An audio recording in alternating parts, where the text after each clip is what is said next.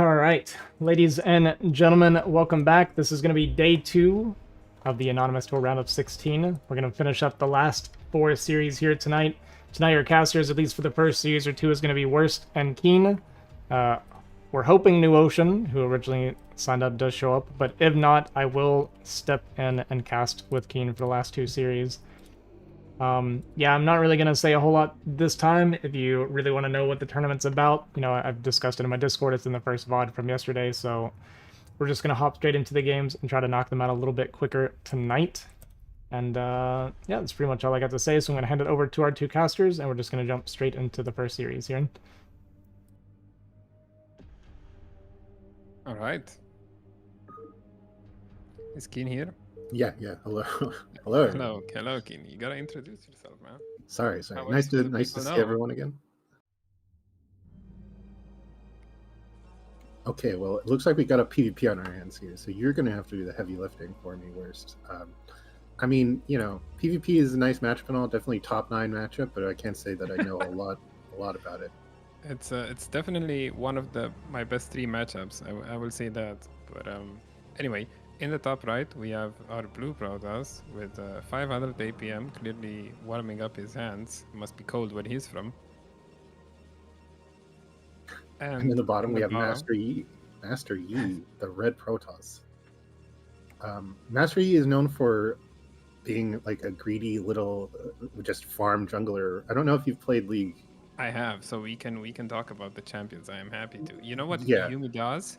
She usually sits on his ass. That's what Yumi does. So I stopped playing before Yumi was released, but I've only heard bad things about her. Yes, that would be correct. So I'm expecting 2-gate from our blue Protoss here. This would be in line with what I know about Yumi. Oh wow. Okay. Interesting. I would have thought maybe Yumi would go for like a 12 Nexus or something crazy like that, Like the way people describe her, she doesn't sound super aggressive. It's funny you say that because I'm not seeing a gate from our blue Protoss right now, am I? No, doesn't look like. You're correct. It seems like we're just making probes.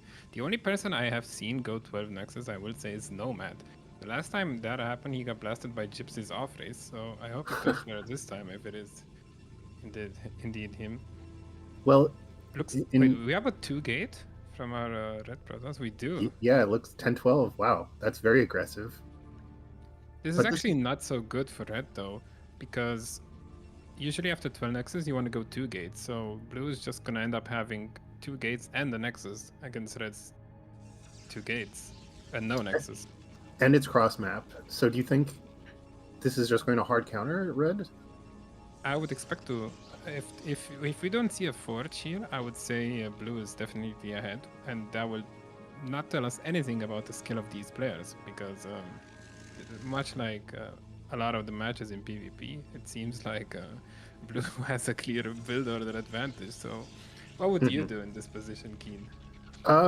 Well, honestly, I guess I would probably try to, if I was in red's position and I realized that I had this kind of disadvantage, I would try to like maybe just make 3 zealots, stop right there, and then try to like go for some sort of DT drop or maybe a fast Reaver drop.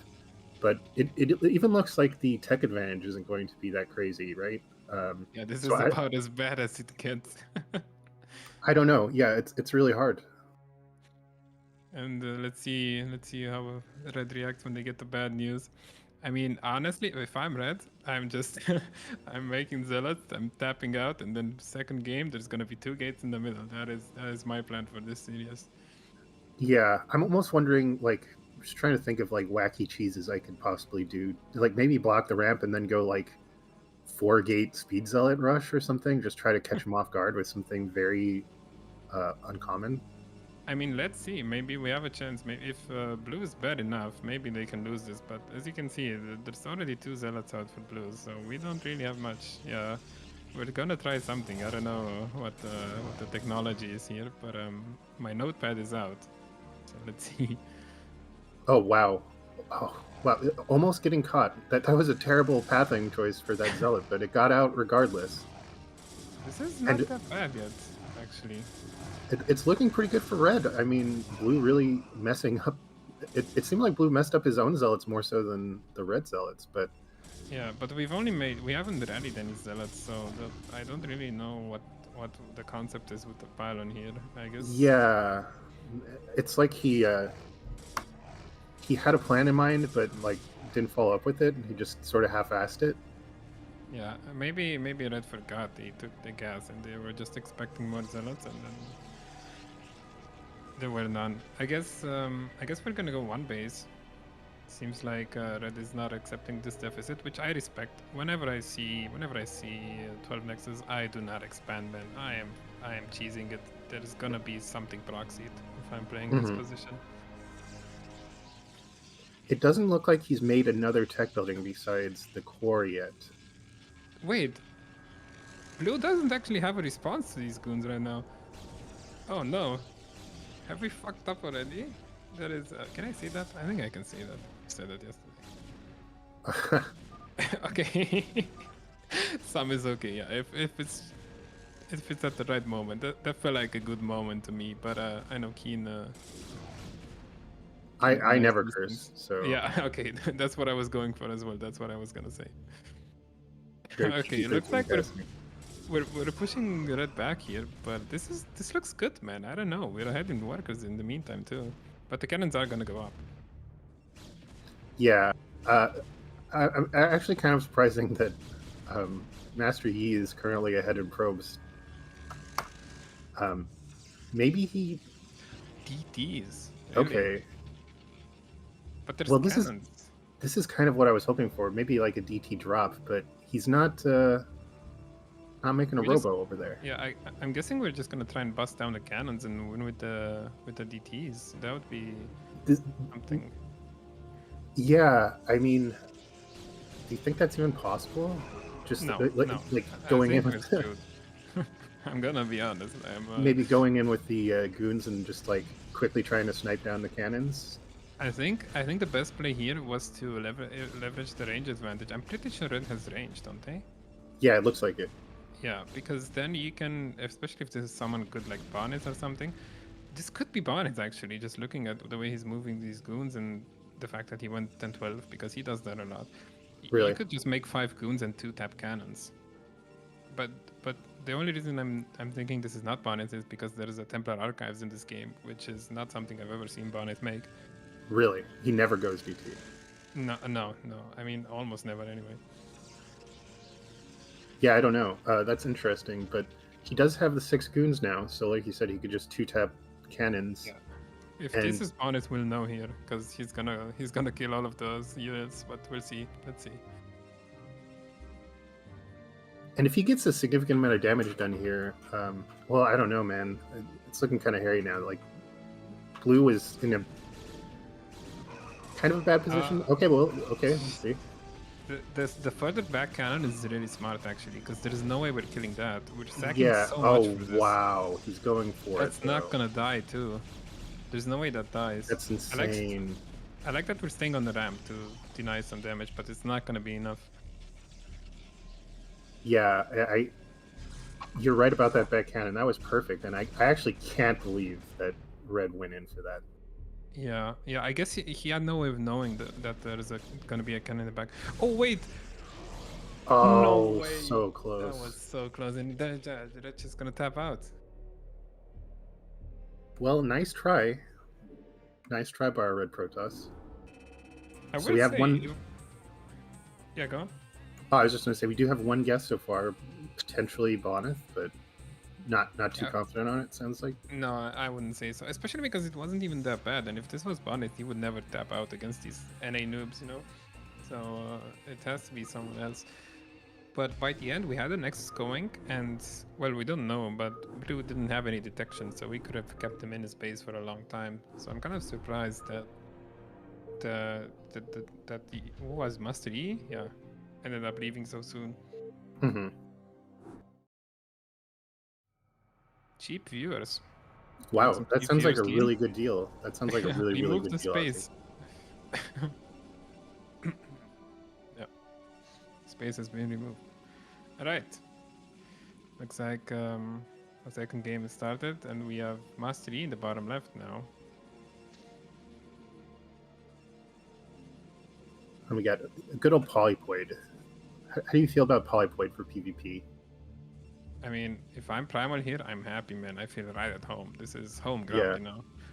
You didn't really introduce the second player, but I guess. Oh, I'm he sorry. doesn't Oh, well, deserve we it. have He we doesn't have our deserve it Yumi, anyway. our greedy little Yumi guy, in the top left. I mean, going for a 12 next in PvP. I mean, pretty gross. But Yeah. what else would you expect from a champion that literally just latches? It's like a parasite. It just Yeah. latches onto others. It doesn't really do Yeah. anything. Actually, sounds like a champion I would like to play, to be honest. I mean, I've seen someone play Yumi and jungle at the same time, and he had one computer just standing on his main computer when he would play. Like, actually, probably it was Master E, if I'm not mistaken. So this is Really, that's pretty funny. this is a good combination. Yeah, so I think the first guess here would be, if I had to guess, I would say that Yumi is Nomad, just going off of the 12 next, because I don't remember any other of these Protosses playing that. Mostly because it's not really that good of a build, unless whatever happened last game happens. Mm-hmm. Yeah, I think that's a reasonable guess. I feel like Nomad is definitely in one of these because, you know, for all of his character faults, he is always down to play. Yeah. Yeah. I'm surprised these players got to schedule, you know, because there are some, I won't say any names, but there are some people who are known for struggling with scheduling, you know. I know you've had your troubles scheduling, Keen, so I would be surprised if you were in this as well. You actually mentioned this last. I'm not a huge fan of scheduling in StarCraft. It's not my favorite thing, but it's a necessary evil. And fortunately for this tournament, Azhi bore the entire brunt of the scheduling for all 16 players. Yeah, I guess we could just have Azhi schedule for you whenever you gotta play your next PSL game or whatever. That would be very nice. Maybe I'll hire him for that. I'll pay him an Amazon Prime sub a month. I mean, that's a good deal. Demote is from Caster, to event organizer. That's right. It doesn't really get much worse than that. I mean, what's worse than scheduler? What do you think? It does sound pretty miserable. Almost lost that. So this time we have the tables a little turned. It's 1 gate tech versus 2 gate. How do you feel about this in general? Well, we're gonna be able to tell really easily how shit or not Red is based on how well they defend this build. I like the second gate. I actually prefer doing this as well, but it seems like they're gonna be pretty confident in their micro because they don't seem to know where the zealots are coming from. But I make a shield battery sometimes, even though it's not optimal. But Red's just gonna defend without it, it seems. Oh my gosh! Wow, that almost got trapped. That was crazy. Yeah. So, what's our verdict so far? What do you think about this micro? Are you? I mean, do you think this is bonus? I'm not so sure anymore. It's probably not bonus. It wasn't. It's not like the worst, but yeah, this could be me, you know. Oh yeah. Yeah, there's no way to I've seen myself micro like this. Not. Yeah, not thrilled with that probe surround either, but you know, got the job done. Oh no, we lost the probe. What are we doing with 280 APM? That is a lot, you know. I feel like we could have saved that probe in the main, but we know they're going gas anyway, so at least there's that. The nice thing about the fast second gate is now we can just match their goon production, and we have a bit of a faster range. But of course, we haven't seen the third gate. Yeah, it's pretty tragic losing that scouting probe. To a probe. That's yeah. It would be tragic losing it to even a zealot, but at least then, you know, at least it's a fighting unit. Wow, making 2 more zealots. Why? I've played a lot of games. I think I have about 7,000 replays. I will say this is a first. Whatever we're seeing here is certainly unique. Yeah, well, the 2 zealots after the goons is really throwing me for a loop there. And a third zealot. Why is he making a third zealot? I don't know. I feel like if Red pokes up the ramp, they might be fooled into thinking this is DT, but no, it's actually gonna be a robo behind this, which is kind of odd because usually you just make a robo off of the 2 gates. Yeah, maybe it's just a mind game thing. Maybe. Could be. I don't know about this. I mean, It's I not a guess very we're good one. trading well so far, but there's Yeah. no way we're making it up here. Getting damage for free is pretty good. Yeah, would you say that? I think so too. I think that's a reasonable statement. Yeah, the damage is gonna end though, because green has range of their own now, and we're about to trade really poorly. Oh, Yep, exactly. nice job, green.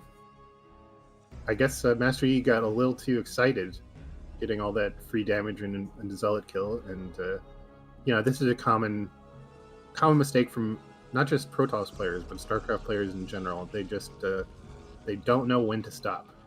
Yeah, it's similar to League, really. Too bad Master Yi doesn't have a Yumi to heal all those goons right now, you know? That would certainly help in this fight. And it's actually looking a little dicey, I think, for Red. A Reaver, whatever, Reaver House. I don't remember what Reaver Bay. Support Bay. Yeah. Reaver House, yeah, I like that. Doesn't have one of those things yet. So. Yeah. And he has a 1 gate disadvantage. Well, I'm noticing at least Red has caught up in workers here. If we were to go the under ramp, we would be even in unit count, even though we have a gate less than green. So I don't know what happened there. But instead, we're just gonna sit up here, which means we're gonna trade quite badly going down this ramp. No. Yeah. Teal is already getting his expansion up. He's just like strictly in a better position. Other than being like slightly, well, they're basically even for all intents and purposes on probes.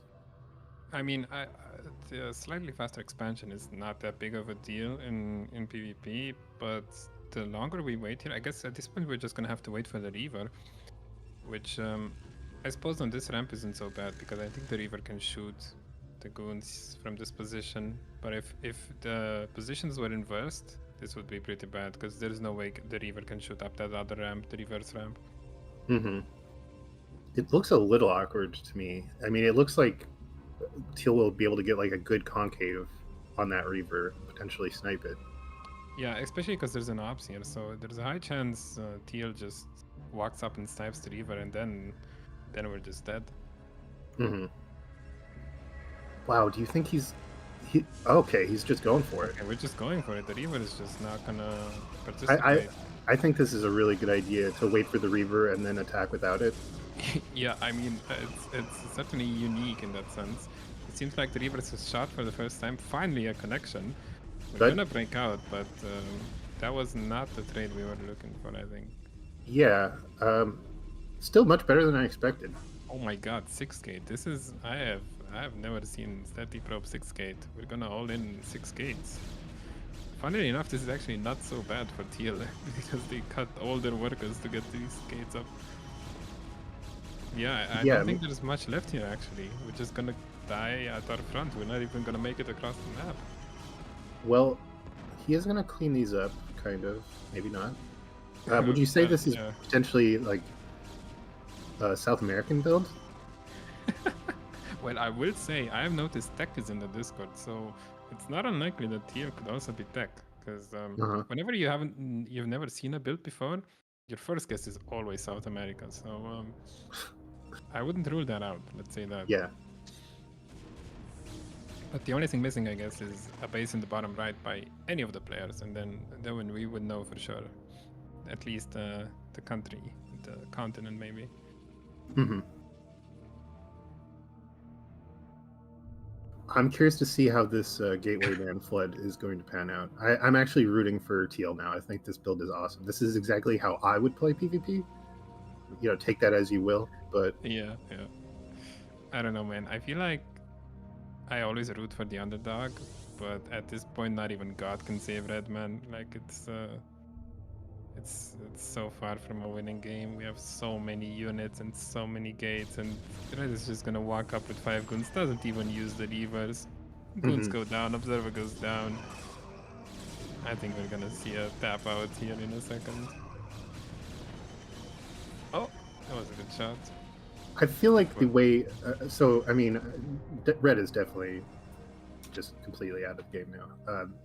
But what I was going to say is, I feel like he could be anyone, like any like high B, low A American Protoss. You know, What do you mean? yeah, red. Like I feel like nothing we've seen from him is distinct enough. Like this is just kind of pretty standard, and he just like lost on build orders. Yeah, it just makes you wonder if it's a player issue or a matchup issue. There's no personality, man. They all play the same thing. Although it can't be primal, because if you look at the top right, you're gonna see an APM counter, and because there's a 2 out front, we know we can rule at least some people out. It's not primal. It's not New Ocean. Yeah, and that will do it. I guess that's a quick 2-0 for the first series.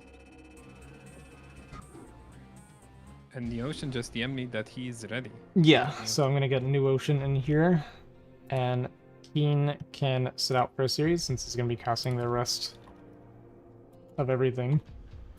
Sounds good. And then we'll get him back in because we're still dip out after that. Alright, so just give me 1 second, guys, while I get this organized.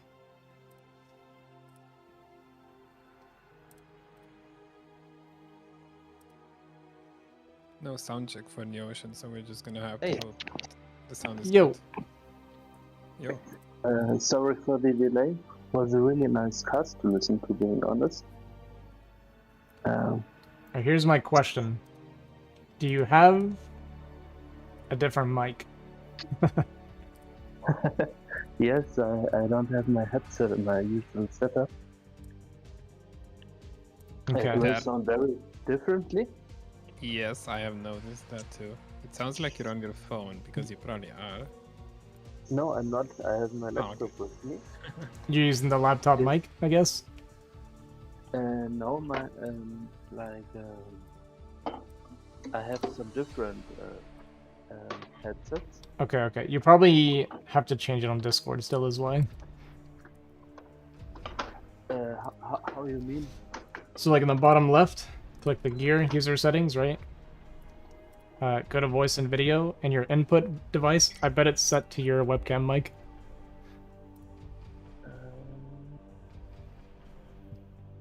Or laptop mic or whatever. That's not Nomad, this is New Ocean. Yeah, it's New Ocean tonight. Okay. 1, 2, 3. Test. Okay, Is that much is better. much better. Much better. It's good troubleshooting, Azhi. I like it. Alright, give me... Hmm? Go ahead, just start talking. I'm trying to get your volume right.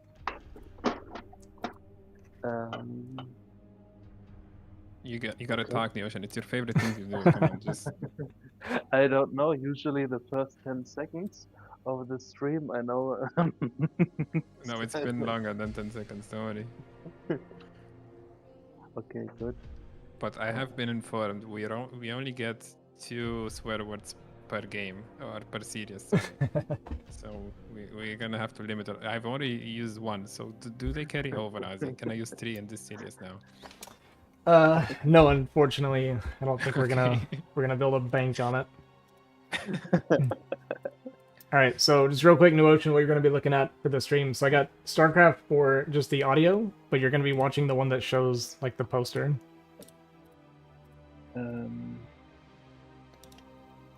Okay. Got it? We're good? He will be observing. That's what he means. You just watch on Discord with me. Yeah. As That I was aware of, because else we would also Yeah. All right, well, we're gonna hop into the next series. Then it's gonna be a PVZ. So I'm gonna mute myself, and you guys can take over. By the way, hi Keen. Hello. Yes. So how's the casting now continue? We continue as 3. How fucking No, awesome it's gonna is be that? you and me in the Ocean, and after that I will go to sleep because it's late, and you will cast the last 2 series with Keen. Is the plan here? Man, I particularly took like some hours of sleep already. That's nice. because I wouldn't until 5 o'clock a.m. and tomorrow I have it to at home. It would be different, but here I have to be a functioning human being. Okay. Make sure you hide the progress bar as well.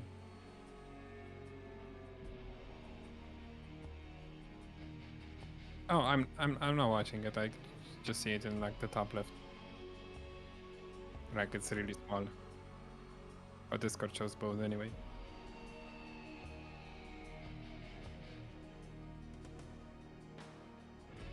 Nice. I like the transition. It's very smooth. Alright, here we go. So, in the bottom left, we have our yellow Zerg, which is gonna be Nasus, a top lane champion. Nasus is a cool name, and then the top left we have Nocturne 1. Actually a Protoss name, but the Zerg name that plays as Protoss. At least I think a Nocturne would be a Zerg. Have you played League Notion, or are you just going off of vibes with your assumptions? That's what I'm wondering. Just of vibes. Okay, well, Nocturne is a jungle champion, but it seems like the name Nocturne was already taken, because the player had to take Nocturne 1, which is kind of funny to me. So, alright, let's see what build the Protoss goes for, because you can kind of tell who this might be just off of that. I guess we're gonna see a Forge expand, because we're scouting after Pylon. Oh, maybe it's 9-9 gate. No, Is it there's me? a Pylon in the net. It's in the ocean. No, you know how I know? It says 2:88 p.m. It's not the ocean. Fine. Yeah, as he knows. maybe Azhi has also added like an APM amplifier to trick people that other people are playing. No, I think you can just do that yourself. Like Exit was yesterday. He was just holding down his hotkey, so he has like 1,000 APM. Really? Yeah. Ah, and I still have to see the bot. Have you put down the YouTube bot in the chat? Because maybe others also say, man, this tournament is really great and I would like to watch the YouTube videos later on. I think, well, I'll answer so as you don't have to unmute and ruin the immersion, but you can watch the VOD from yesterday. He hasn't edited it as of yet, to my knowledge, but it's going to be up soon. Awesome, Yeah. man. Thank you, Azhi. Alright, so we're just going to have an overpull against normal Forge expand, it seems. Not much to look at yet. This doesn't tell us much about anything, except unless Zerg loses this drone. That will be some information, because if Zerg loses the drone, then that's Goose. If they don't, then it's someone else. Worst, I think, in theory, Zerg is right now ahead. I mean, I never play such fancy openings. Protoss is ahead, but like, Forge, Nexus, Cannon, it feels like Protoss has way the advantage. Okay, so the way... there's two ways to look at it. Zerg is always ahead, because they're 55% in this matchup. But no, this is about as standard as it gets. So against Overpool, you always make the Forge, then the Nexus, and then the Cannon, in this order. So no, this is the most basic game state in the world. It doesn't get more boring than this.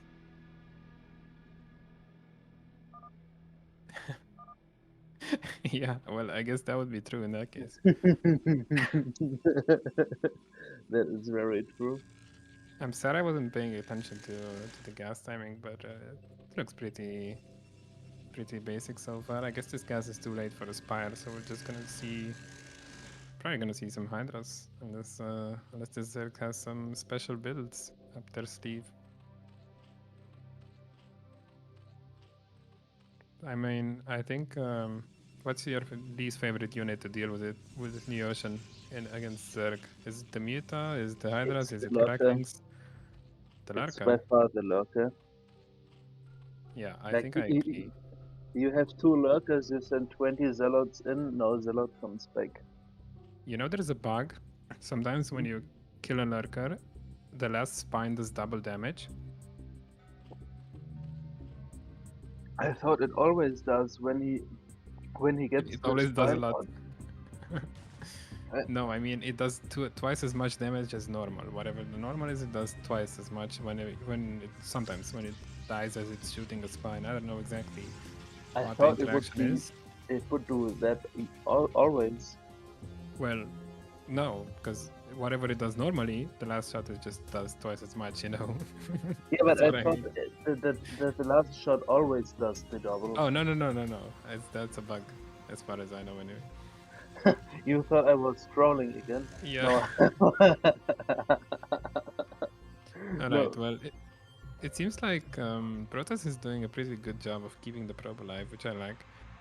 So we're probably gonna have a heads up on this. We should probably be able to tell just from the drone count on the third that this is coming. But we should see a second cannon soon. You think it will be a 5-patch Hydra push? No, I mean this is 973, so there's gonna be some Hydras right now. Maybe he'll make more later. Well, I guess it's like, what is this? 773 something. It's an improvisation. No, 873. Close enough. Jesus, Close that enough. probe. Yeah, this probe is. He got the speed upgrade for it, man. Okay, 3 cannons so far. I Second like gate it. We're is protecting already. the forge. Putting pressure on the Overlord, maybe also slowing down everything. Would be even big for DTs. I'm noticing Zerg is pretty low APM. Do you know any low APM Zergs, Neocean? Do you have any idea as to who this might be? Maybe it's Devald of Racing. I don't think Devalt is in the Discord, but I would hope not. I'm assuming that everyone who's playing is in the Discord, but who knows? Oh, we're not paying attention? Oh, we are. Look at that. That was sick. Also, Nice. that is a lot of Hydras coming across the map, and I do not think 5 can. Oh, well, a lot of units, I guess. I'm not sure 5 cannons is enough for this. And we just keep making them. Yeah, the Protoss has heard you. The Protoss is what? The Protoss has heard you and added a cannon. Yeah, yeah, One that's good. additional one. Yeah, we're just gonna keep making them. That's it. This is the whole game plan of Zerg. I've Storm dealt is in with this many times. production. Templars soon as well. And is there already 1 kill? But One low kill is on good, life. but we're gonna lose it. Yeah. I'm actually a bit worried for Protoss here. Do you think Protoss can survive this many Hydras without Stormy Ocean? Oh, maybe it's also Protoss PTSD because we know when the Hydras come, nothing can help us. Yeah. But the Zerg already donated 3 Hydra. The Protoss like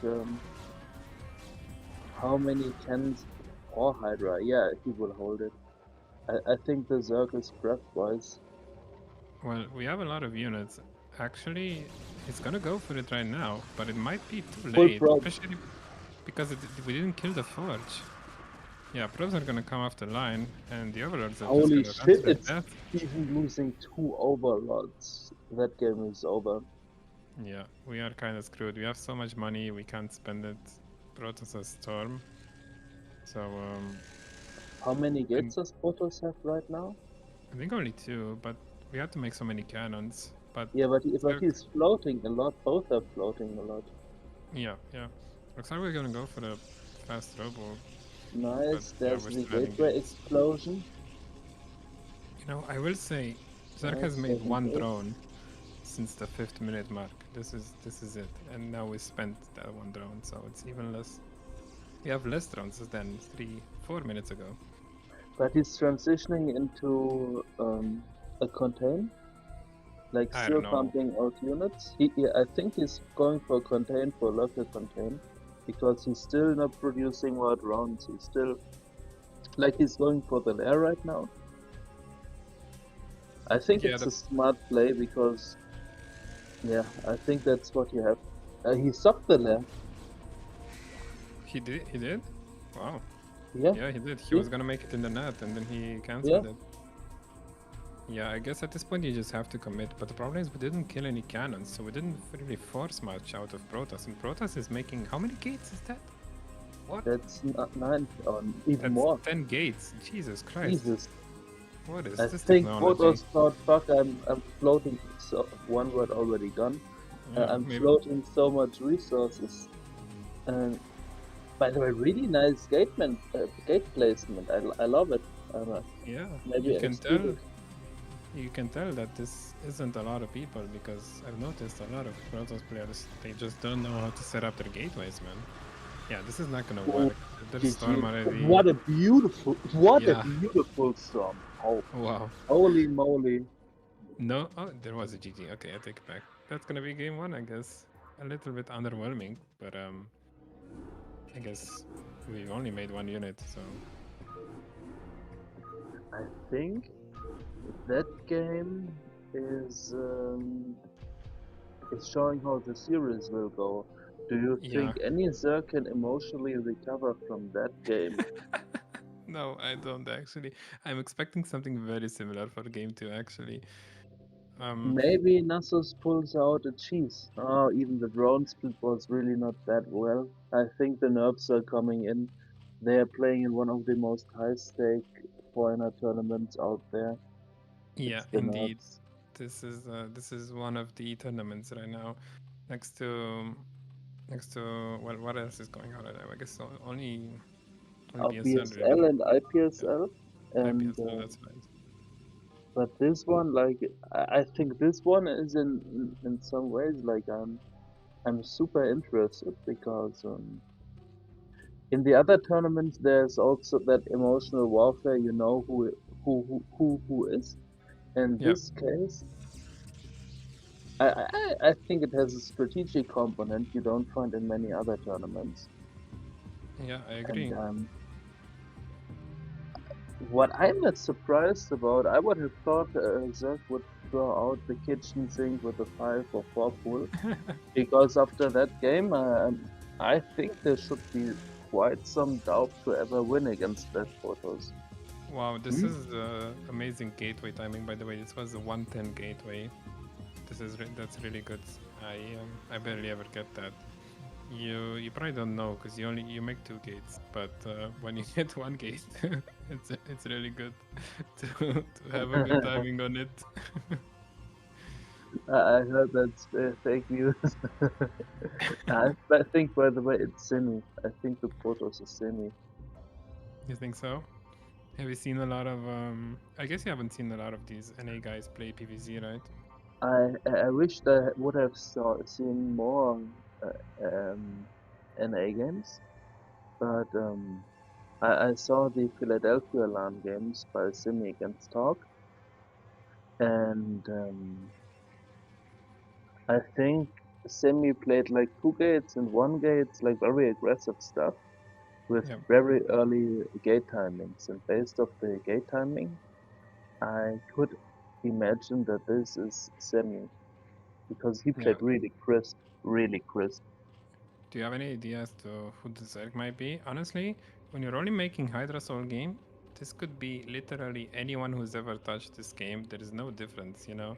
I didn't see any really good Hydra control either, so I I'm wouldn't go sure too it's far. not Hawk, and the Yeah, rest I don't know because Hawk wouldn't play, would execute way better. That's my assumption. yeah. But Hawk would play like this, right? Because I remember he said something about standard ZVP being difficult. So I guess this would be a build you could expect from Hawk. But obviously, as you said, he would play it a lot better than this. Okay, so we're gonna take the third hatch here. No gas, so we're just gonna be defending with speedlings. Let's see how many links Zerg decides to make here. It's like not a lot yet. We only have 8. But Protoss is playing pretty passive here. But I like it how he plays it. I agree. The probe is It alive, so he can see putting everything that's going on. a lot of pressure on the Zerg. He has to no chance to drone up, while the risk is very, very small. Yeah, It's you know what I would so like to see here Hmm? from Zerg? If I'm Zerg here, when I see this, when I got blasted so hard game 1, I would probably put down gas the second I scout the gate FE and just go for this Lingolin with speed. But because this gas is a bit late, I don't think speed is gonna kick in for this. And yeah, it looks like we're just gonna keep making links, but I think it would have been a lot better to do this on 2 hatch with speed instead of 3. Man, the Protoss is outskilling the Zerg so hard. Yeah, Everything Protoss is is playing played well. perfectly. So We to even make pulled some, probes. so put some more excitement to the game. Let's talk about in how many minutes that game will end. And I would guess in the next 2. I'm gonna say this game is gonna go on to 7 and no, 7 minutes exactly. 7 minutes. It's not gonna be longer than that for sure. Ooh, nice pullback of the links.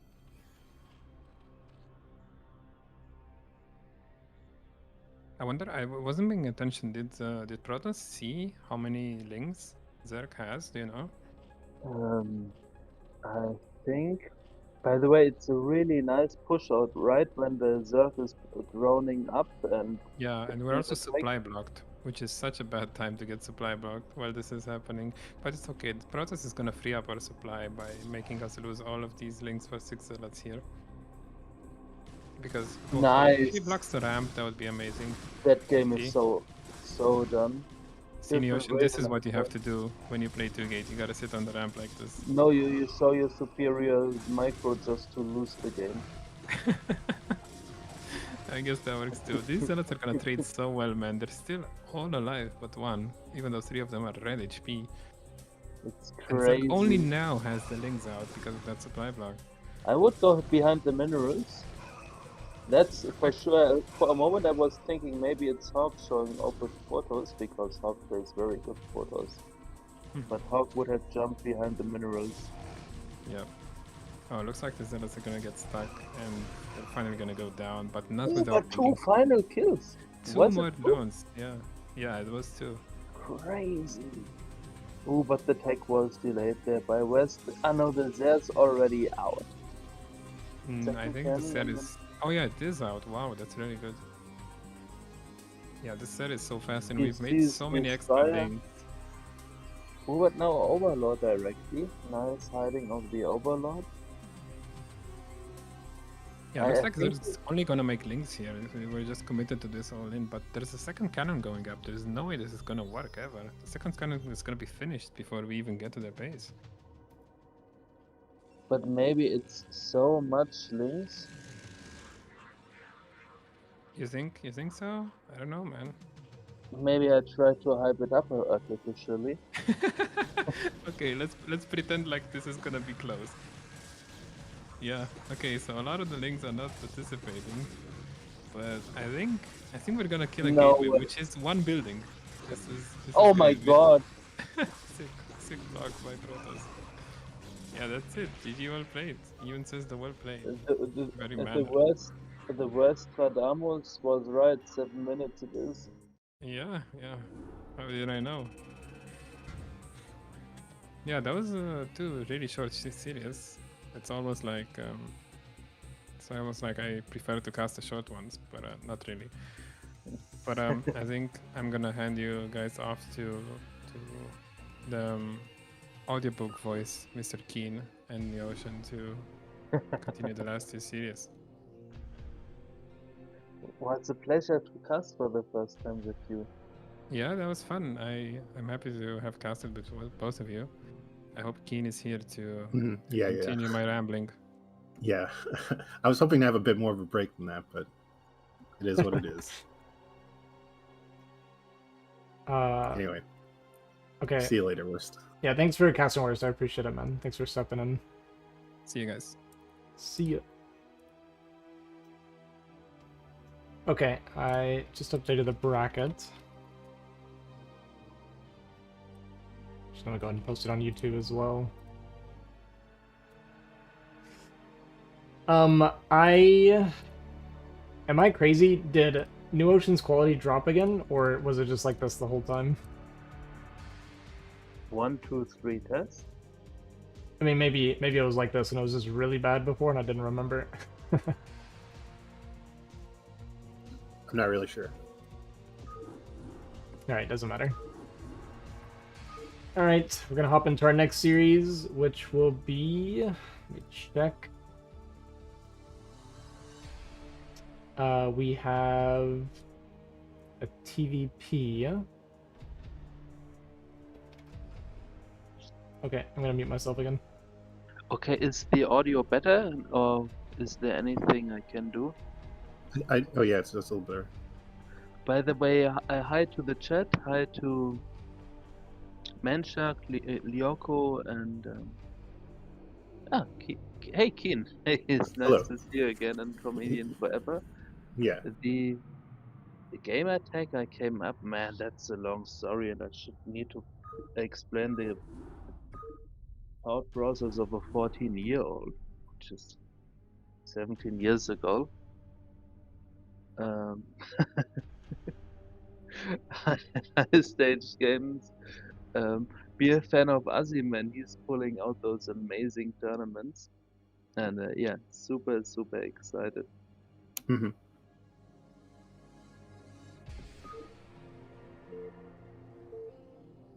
Damn it is.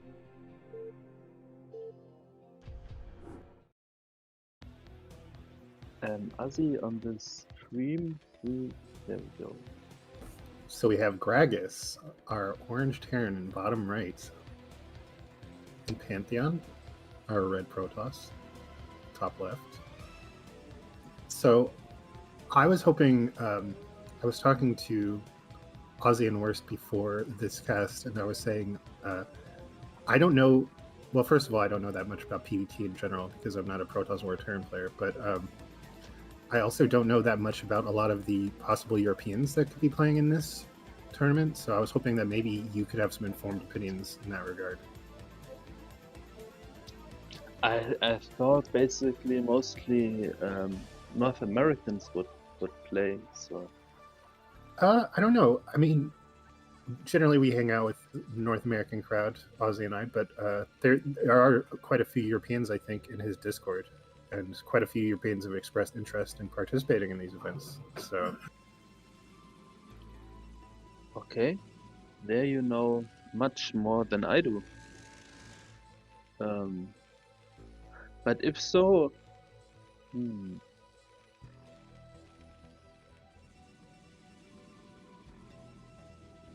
well, we'll just have to wait and see what the vibes give. Seem pretty standard openings from both players so far.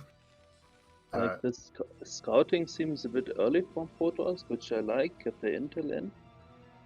Yeah. As the weaker race, you're always one step behind, so try to get more information. Smart Protoss.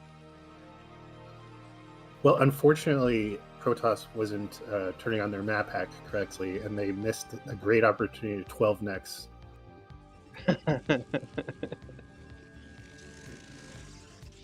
But, 19, 23 necks, whatever, it doesn't really matter, does it?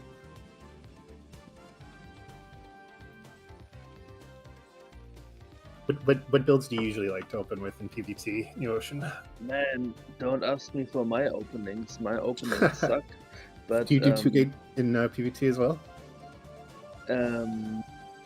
No. Oh yes. I think the answer is yes. I wish I could 12 necks, and everyone is saying 12 nexus is so overpowered. Yet I die every time I pull the 12 nexus. Every time. Dang. Just unlucky. Very safe, solid build by both. Yeah, smart. we're Gragas checking out the middle if there's any boxy gate. That's almost a that feels. I guess he's doing the end scouting. It's thing. an end scout. Yeah. So this is actually pretty standard. I was going to say maybe that's a little too cautious, but this is just how Terrans scout. Presumably to see if they can like do a quick like Marine SCV rush against a 12 Nexus, I think is the point of that. But he's not going to see Protoss is at a close position, and Protoss didn't 12 Nex at all. So just sending out first couple goons to, well, sending out one goon just to force bunker and force a little bit of damage on those bunkers or Marines. Do you know what I would think would be cool? What's that? Maybe the Protoss is Gypsy, because Gypsy plays such a crisp and nice Protoss nowadays. Do you think Gypsy signed up for this tournament as an off racer? I guess that's a possibility. He likes playing every race, so And he's freaking good with it. he definitely is. The worst is in the chat saying he would never. I also think that Gypsy would probably play his main, because I do feel like Gypsy is very competitive.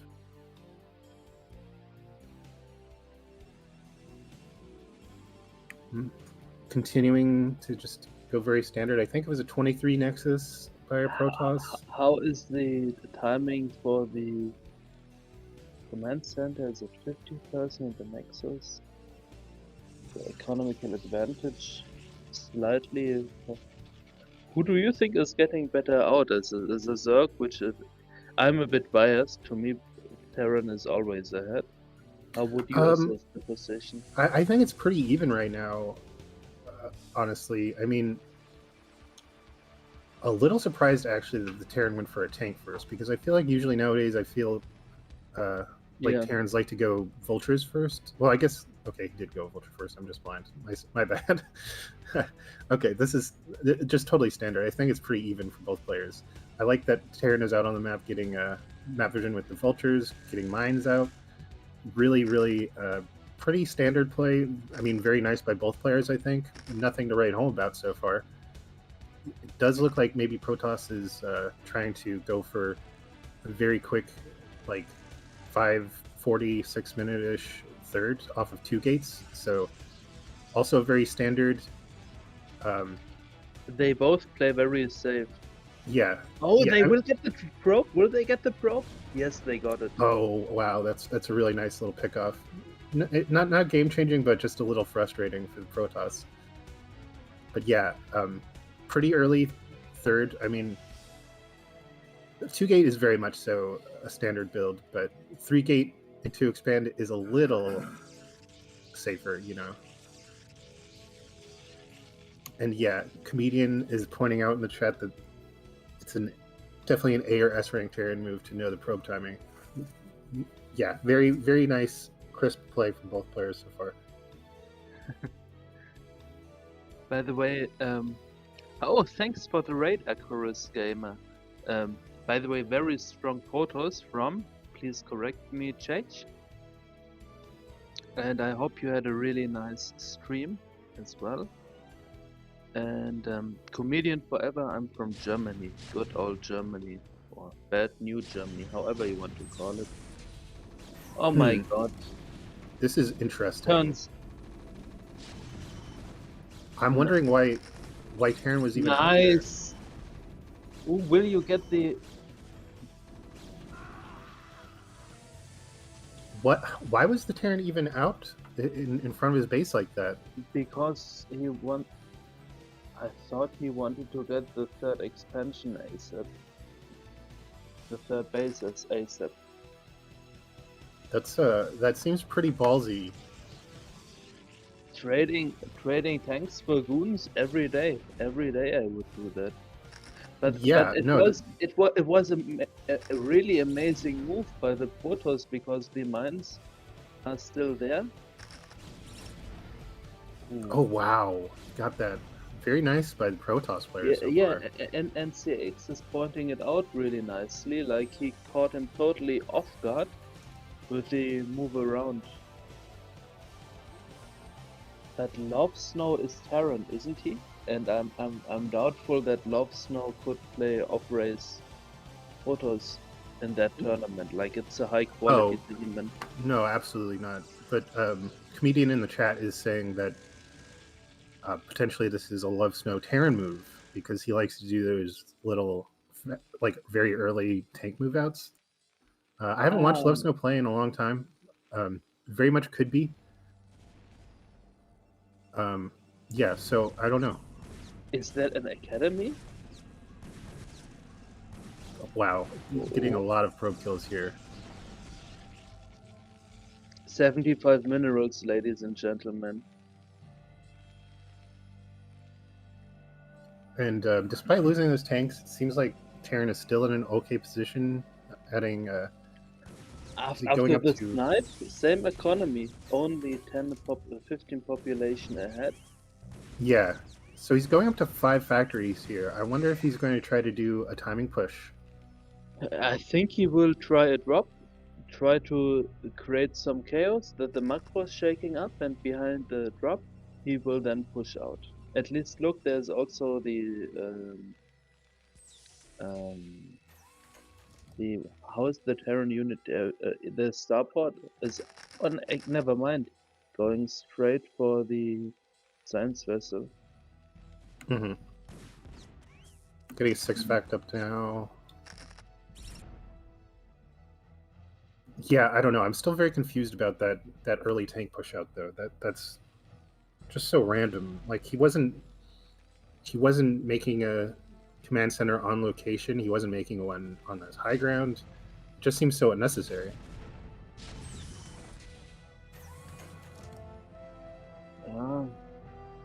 That's a cute little move there. I didn't notice that. Maybe it is Love Snow. Because Love Snow really wants to style. I suppose so. Honestly, it's been a while since Love Snow has hung out with us, so I don't even know if he's still active again or. Oh, he's active. Sometimes he's streaming and stuff. He's active. But this Terran does seem to be sober currently, at least. So that leads me to believe that it's not Love Snow. By the way, I love it that Comedian Forever is putting so much into the chat. That's awesome, man. Yeah, thank you, Comedian. We love the participation. Any any other ideas out of the chat who the Protoss might or the Terran might be? By the way, everything so well played. Maybe. Oh my god, the vultures. Oh yeah, that's a lot of damage. In those 2 vultures. 75 minerals. They hit like DTs. They are faster than DTs. They drop off 3 mines. Yeah, and all for 75 minerals. But it was also a very, very delayed reaction from the Protoss. And both of these players, now that I'm looking at it, are actually pretty low APM too. The Terran is at like 175. It bounces between 170 and 180. They're both basically bouncing between 170 and 180. The drop and 180. is coming in super painful. I do really like this drop though, yeah. Maybe that base will even, never mind.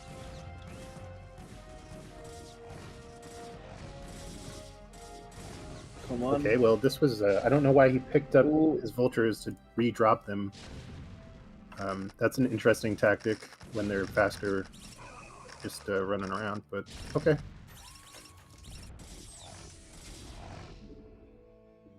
I feel like he kind of missed an opportunity there. Yeah, big time. He could have done a lot more damage. That was really not the play. There wasn't a lot of probes there, so, you know, I guess it doesn't really matter. This is nice. But, never mind. Causing the Protoss to break down their wall. He wouldn't need to break it down. Send 2 zealots in. Well, those drops create so much value. Okay, so we have it a bit differently. I think the science vessel is out. Big fight going on. This is I mean, Protoss is clearly ahead, but this is a pretty questionable fight. IMO. Yeah, Seems like the Protoss maybe is just getting a little frustrated. I think he's grieved, and I think the Protoss might think he's more behind after the drops. And Protoss still has no advanced tech to speak of. He's just going full gateway, man. Check out that command center. Yeah. Again, pretty ballsy. This Terran maybe has more balls than sense, but That Terran doesn't give much damage, I tell you that much. yeah. This Protoss is also, I mean, How? Just some Wow, the questionable upgrades judgment. are really amazing. Comedian forever. What Yeah. are the upgrades of the 1-2 against 0-0-0? Yeah, and the fact that he doesn't have, it seems like he doesn't have any arbiters on the way, any carriers. He's not even doing shuttle play, really? That Terran is winning this game, man. Okay, he has one, okay, 2 Stargates about to come up for carriers.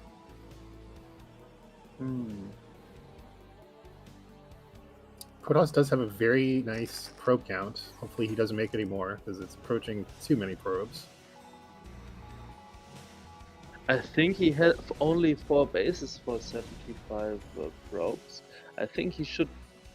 But the Terran Yeah. is playing now really standard, but now in a really awkward way. Also, placing. Is Azhi participating in the tournament? Because look at the new mine placement, I love it. Between the entry to the natural and the main army. Those mines will for sure find their value. I'm not sure that I'm not sure that's an Aussie move, but Sorry for the insult. I would never. I'm almost wondering if this is Moonrai. The Protoss, I mean. Ray plays way more aggressive, wouldn't he? Well, the Protoss is playing pretty aggressive in a way. Yeah, but I feel like Moonray is pushing forward because he's not the greatest macro. And yeah, you're right. I don't know what I'm thinking, actually. Moonrai would never overproduce probes. He'd have like 40 probes.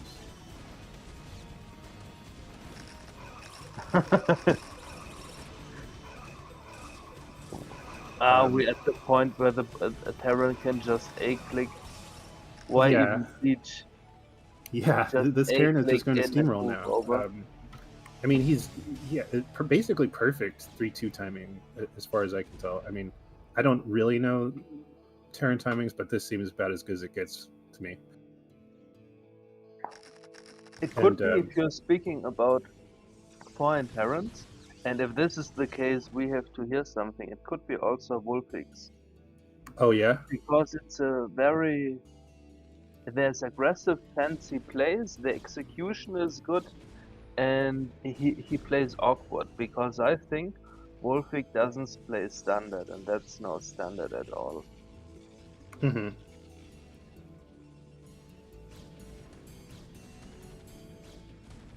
Well, he's about to come knock down bottom left. Let's see if Protoss can do anything to stop it. Terran will be on more bases than Protoss. Yeah, and he's obviously scouted the carriers, making glass already. He's mined up a little bit. I wish he had some vultures here to reinforce. Okay, he does have tanks. vultures. Yeah, I think Protoss cannot save bottom left. I kind of wish that the Terran didn't put his tanks in melee range of the pylons. I feel like they took some unnecessary splash damage there, but not a big deal. Already going ahead in supply. What I don't understand by the Protoss, why to throw up additional buildings over there? I don't know. I do like the cannon placement like a computer, just like putting them in just like random places. So maybe this could be a Protoss computer.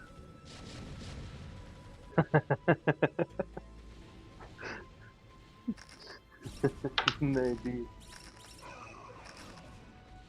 I think it's desperation time.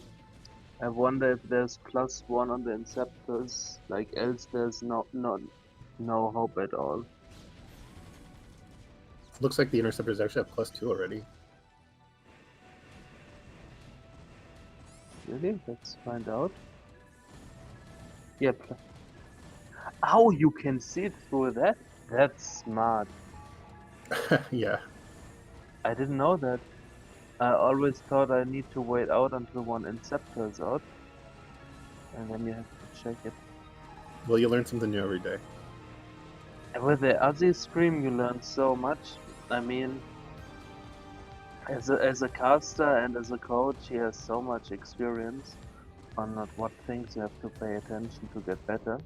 By the way, guys, if you want to get better, become one of the Patreons of Azhi and maybe get some coaching, because I can tell you from my experience, getting coached by Azhi makes you a ton of better, at least in PvT. In other matchups, don't give me. I can't guarantee you it, but in PvT, live coaching pays off so well. You might even have a chance as Protoss against overpowered Terran. Speaking about overpowered Terran, I mean, these carriers are doing some work. I think Protoss is still in a lot of trouble, but he's, I don't think he's lost a carrier yet.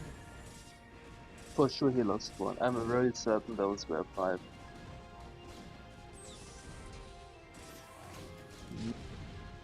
He literally just did. Okay, I'm blind. I should stop talking. Why did you do this to me? You should have been casting this. No, it's absolute. Man, Keen, this is one of. I was really sad when I knew that you were casting yesterday. And I thought we wouldn't cast. When I knew Rasovi was dropping out. So, shout out to Rasovi, by the way, really nice guy. So I'm very happy that we are casting. But with Worst, the cast is also really nice. It's so cool to cast with you people. Yeah, it's pretty fun. At the game, the Protoss has turned it around with the carriers, which is crazy. Maybe it's... No, it's not. But it's crazy. Yeah. Very nice comeback. I mean, it looks like Terran is actually just completely broken now. I don't think he's going to be able to recover from this. Yeah, I would say other words, but I won't. Yeah, you're absolutely right. What were you thinking? Were you going to say something about the state of balance in Pretoria, perhaps? Oh wow, we have some Corsair. Oh my god, the styling. Which Protoss player would do something like this? This is hilarious, actually. This is I haven't thrown for a loop. I have no idea who this Protoss is, because they're clearly not like Bonneth. Bonneth would be very, very much so better at controlling his units. But it does seem like they're... up. That's why you have this there. Yeah, before I saw these Corsairs, I was going to say that the absolute lack of carrier control also leads me to believe that it could be Moonrai, notorious for his very, very, very poor carrier control. I would also use other words to describe it, but I'm trying not to get Azhi canceled. Akina, I'm afraid we are team demonetization. Here is casting rule. By the way, what's going on in the chat, guys? Yeah, Acronis Gamer. Maybe if there will be a highlight video, that part should be there. Yeah, stage games. That's about what I was thinking. Nice. wording. So Terran is in a pretty like awful position right now. I think this We attack don't is need going to to end hype it. it. That game is over. Yeah, it's just a matter of GGing out. Man, comedian forever, you're baiting me some bad jokes as a German with your comments. Remap asking who's the Terran. I don't know. Remap, is it you? I think Remap would have won it without such an advantage. And it was not Wolfix, I take everything back. Heron is out from AoE? Do we have some Age of Empire 2 watchers here? By the way, that's also so cool about the tournament. It's like Hidden Cup and Age of Empires. So really cool, innovative approach. Yeah, I heard someone. I saw someone make that comparison yesterday, and they were saying like everyone was just saying it was like Doubt or some other top player. Nice. Yeah, but Doubt is not one of the. He's very strong. By the way, really nice guy in real life.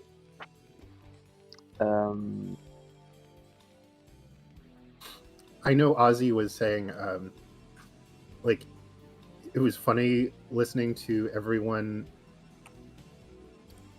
like all the players after they played their games, giving their like thoughts on who they were playing, because like, you know, a lot of them were like very incensed, and I was just thinking, you know, I can imagine like a bunch of players are probably like thinking like, oh, if they lost to a Protoss, it's like definitely Bonneth or something, or if they lost to a Terran, it's Gypsy. You know, they're just gonna like, oh, there's no way I could lose to a player unless they're like the best player. Yeah, by the way, that comparison is also making Staged Gamer, who says everyone who loses Doubt and everyone who wins is Hera, and Hera is the best AoE 2 player. Oh, yeah. Is So Doubt kind of a joke? funny. Yeah, like he's like a 40-year-old guy from, if I'm not mistaken, Serbia, who plays the game since like 30 years, and plays on experience and still invited, but like he always loses. Dang, poor guy. Maybe he sounds like more like Artosis, but Yeah, I mean, they both live off the game and have a happy life, so yeah, could be. But I mean, Artosis is more a caster than a player. yeah. So... I bet he makes more off of his stream playing though than he makes casting. I'm not sure. It's probably close. He definitely makes a lot for both. I can tell you from what you get more PTSD.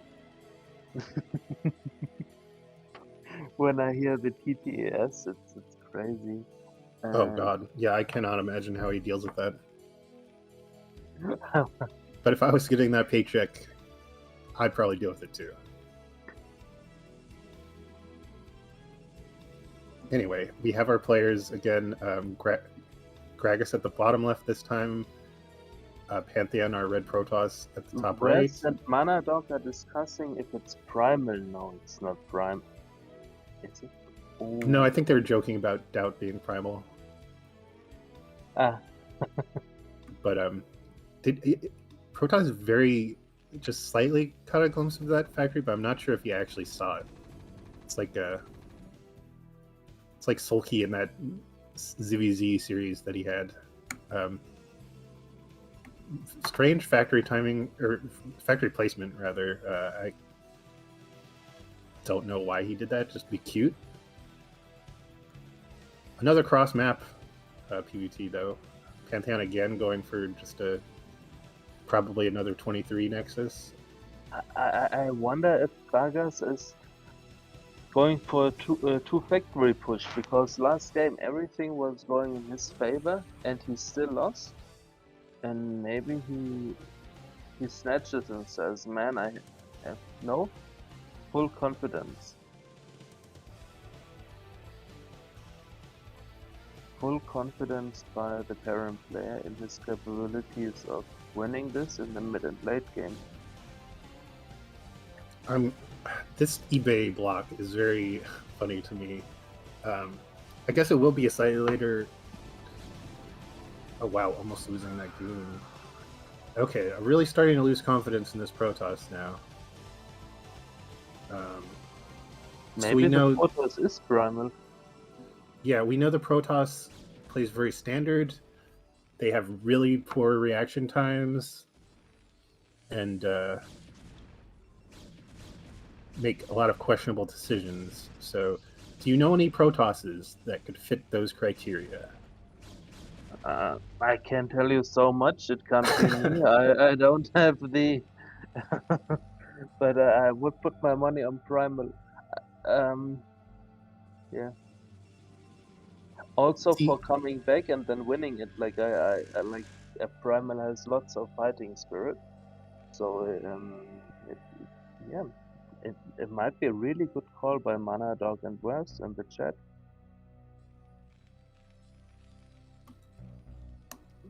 yeah, so I'm not so sure that Primal does use carriers, and I'm also not so sure that he would ever sign up for a tournament, actually. I don't think I've ever seen him play a tournament, and he's like, Oh, the Rumba is perfect. But oh yeah, also that this is a was like great, he should have made. Oh, I think this is a great SUV block. it's but this is beautiful. Like if the goons, oh, of course, if goons can disappoint, they will disappoint. It depends on what you mean by using them stage games, because he definitely made them, and they definitely got a lot of damage. In terms of micro, not really. I I think it was real, and Gragas is even playing more defensively with the crazy man. How can you not be a fan of Pantheon? I mean, he was really behind with everything. The Goon push was perfect. Yeah, that was a very nice comeback on his part. Very delayed again. Oh wow, is he? Oh, so close, so close. That would have been very annoying. And I don't think that mine actually blocks the Nexus, does it? I feel like those mines always block everything. It might just make it just like one hex off, but it kind of looks like it's not going to block the Nexus at all. Must have though, because we waited that long. Nice one-staged game. Looks like pretty similar to the last game. We're going for a very quick upgrade turn.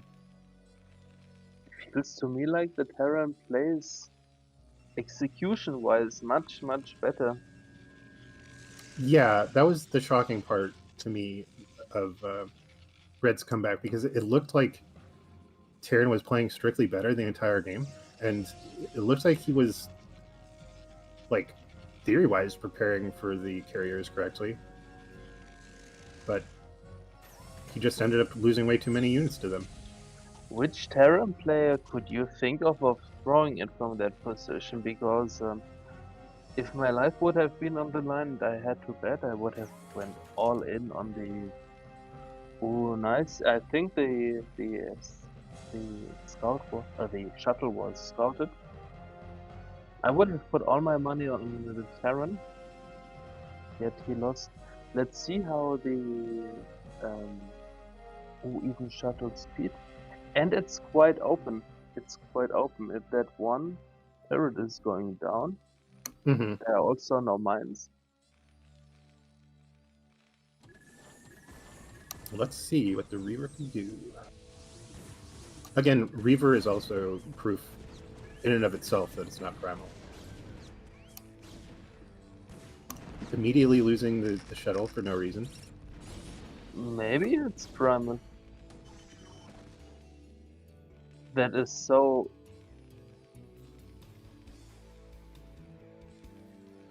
That could be literally me, but I know it's not me. Sorry for spoiling. There's a lot of ways to describe that, and none of them are positive.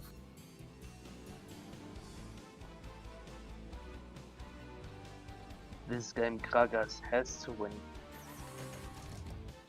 I would hope so. He's upgrade-wise ahead. He has 5 economy less. He's on super same time on 3 bases.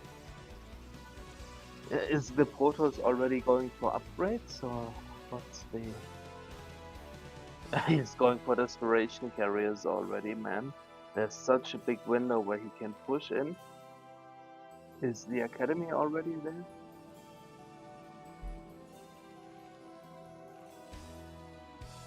I'm watching it on Twitch, being honest, because then I can see also the chat. Let me change to... Yeah, if you watch on the Discord, you can see the chat as well. It's popping up on there too. Not... Can someone message something in the chat? Because I thought I didn't see it. No. So, sorry, look at you're watching the wrong screen. Not the StarCraft screen, but the webcam stream, which is showing like my logo on the bottom right.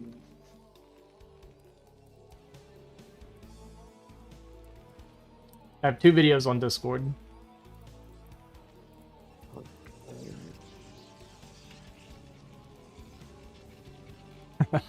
Anyway, while we're So, troubleshooting, Protoss continuing to go carrier. We are building a very strange pile on wall at our natural. This Protoss is just very confusing to me. I think he's giving primal vibes. I don't know, man. I've never seen anyone do stuff like this. But Primal would... I mean, Primal likes Polyploid specifically because it's like really good for Arbiters, I guess.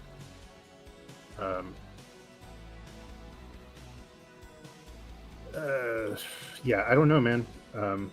And I'm not quite sure about the Terran either, because I feel like upgrade Terran isn't that popular anymore. I feel like it's kind of gotten out of style. So maybe it's someone who's like... Oh, Mini Renek, thanks a lot for the follow.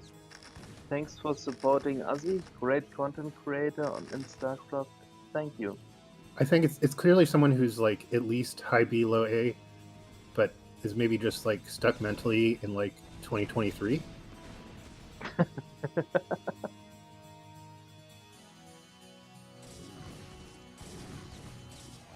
That's a nice description. Man, the Terran has to win that game. Yeah, I mean, Terran is staying very close in supply. I feel like the mineral only specifically will be very good for, massing Goliaths and Vultures, which we'll need to do against these carriers. But he has no comsat, it's crazy. Like, he's playing completely blind. I think this was also in the last game an issue. Just chilling on 3 bases, no comsat. Very greedy in that regard. I mean, he has a perfect amount of SCVs. So going that early for carriers is paying off big time. It will pay big dividends. Yeah, he's going to have 4 carriers out, I think, by the time this push hits. If he No, there's no pushes. push. No, there's no Oh. push. He will be minimum on 6 before Yeah, anything okay. is hitting. And he's completely in the dark. Yeah.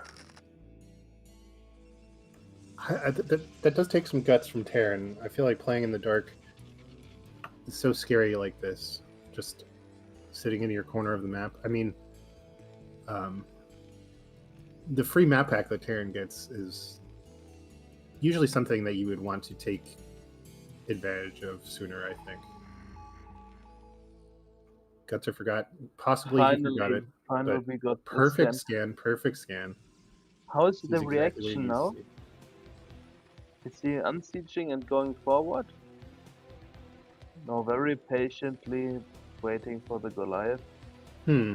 Seems like his upgrades are actually a little not quite as They are timed correctly. He only has 1-1 and he two.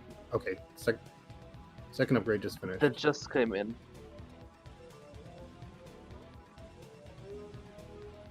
Hey, how is the Protoss?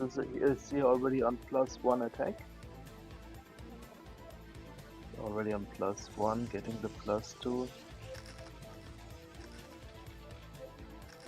I find that upgrade timing for Protoss interesting too. Like this guy clearly was just planning on going carries from the get-go both games. Yeah. It feels. I really wonder who the Terran is, because I think with Terran you have always the information advantage. With the vulture speed, you see everything, Mhm. and then you have the com side. I think he's not taking advantage of the strength of his race. Yeah, but I do think he's going to catch this army out. The science vessel is gone. Nice catch. Yeah, but Protoss is playing it right now. Decision-wise, really good. Taking the high ground, moving out the carrier. And he's already adding, is this bad mana? Already adding in there. The execution is really horrible. From which side? From the Protoss.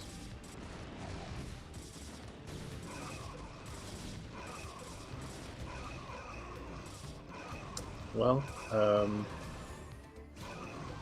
I don't know if that's enough. Oh, okay, Now there's I think coming Terran is. reinforcements. I honestly think That Terran base is falling. Yeah, Terran might have it this time. Yeah, especially with the Protoss execution.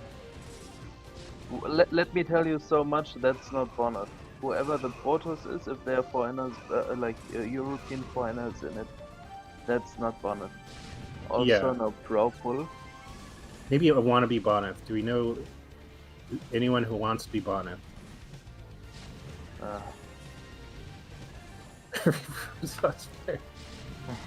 Yeah. There might be some truth So in it might be anyone.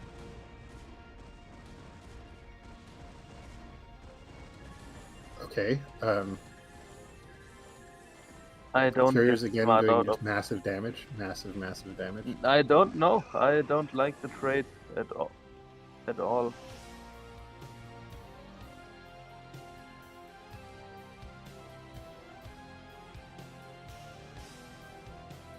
I don't know. Is it good when Terran loses their whole army to kill a mineral army? Look at the supply difference. Like it's basically 3 base against potentially 5 base, and Yeah. he has the army supply advantage still. So every trade is a good one. And if you look at the carriers, most of those carriers are already low HP. Yeah. So 4 of them are really low HP. The shields are off.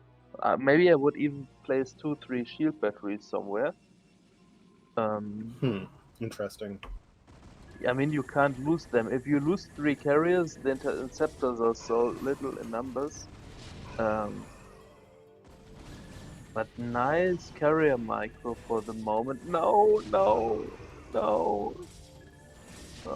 Oh, nice addition of the Dark Templar. Man, with the carriers, that guy could be me. That's really horrendous. Sorry for the insult.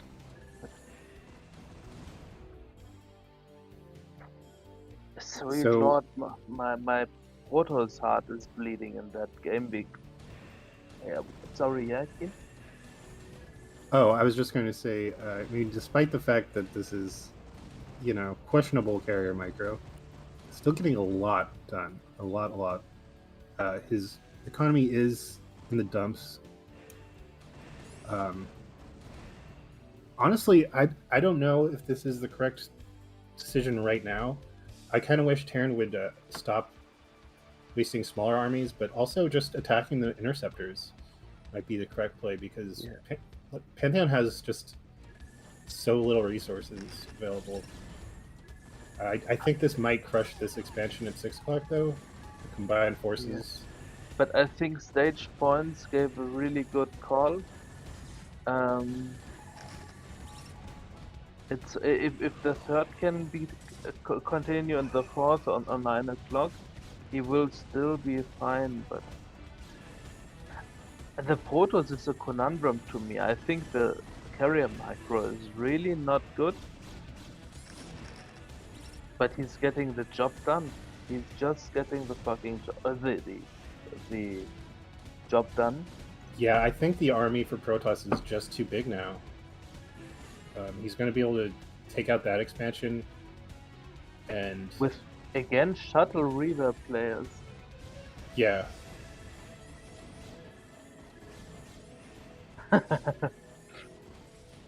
Apparently.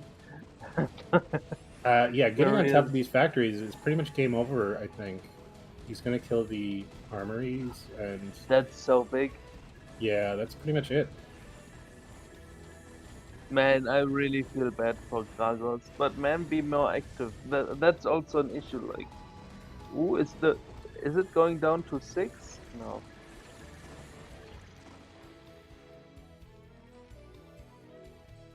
Yeah, this is not looking good. I suppose this is exposing some of the weaknesses of the upgrade turn style.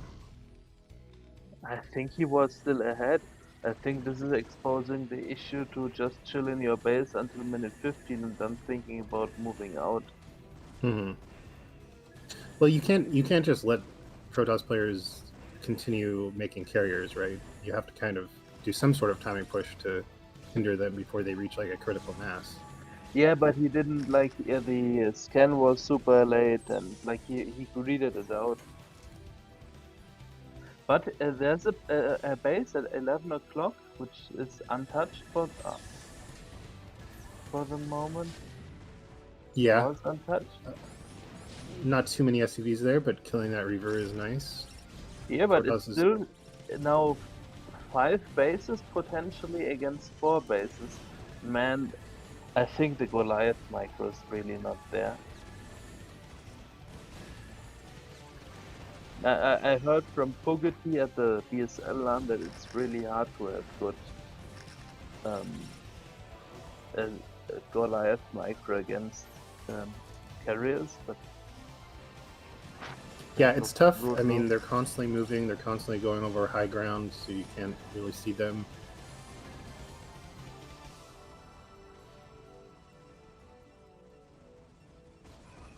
And just like that, Pantheon did it. That Yeah. crazy man. For all of his faults, he is looking to 2-0 the series. And there's a good old saying in Germany: success counters every argument. And Yeah, Carlos Pantheon has success, and that's at the end what is matter. What does that is matter? very true, very true. We can't deny his results.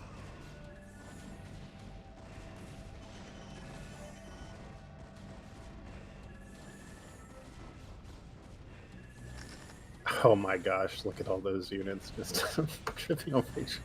Jesus, we Poor already guy. hit in that series so many moments that should get into a YouTube highlight video. It's crazy. Well, at least they didn't get into a permanent vortex. But I'm By the way, guessing that our Terran hero is going to call it quits pretty soon. yeah, that was right. It's right now quite some nice carrier micro.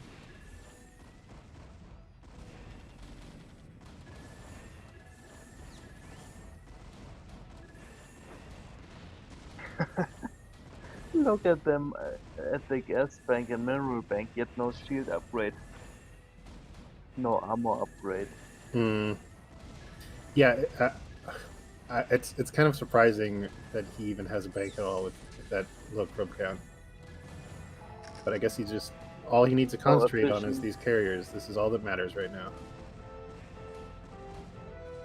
Man, that game would feel so bad for the Terran, and I'm saying this as very biased Protoss player. Yeah, But Krago heartbreaking. is so resourceful, not leaving the game, going to another base at 6 o'clock, even 11 o'clock. But 11 o'clock is scouted.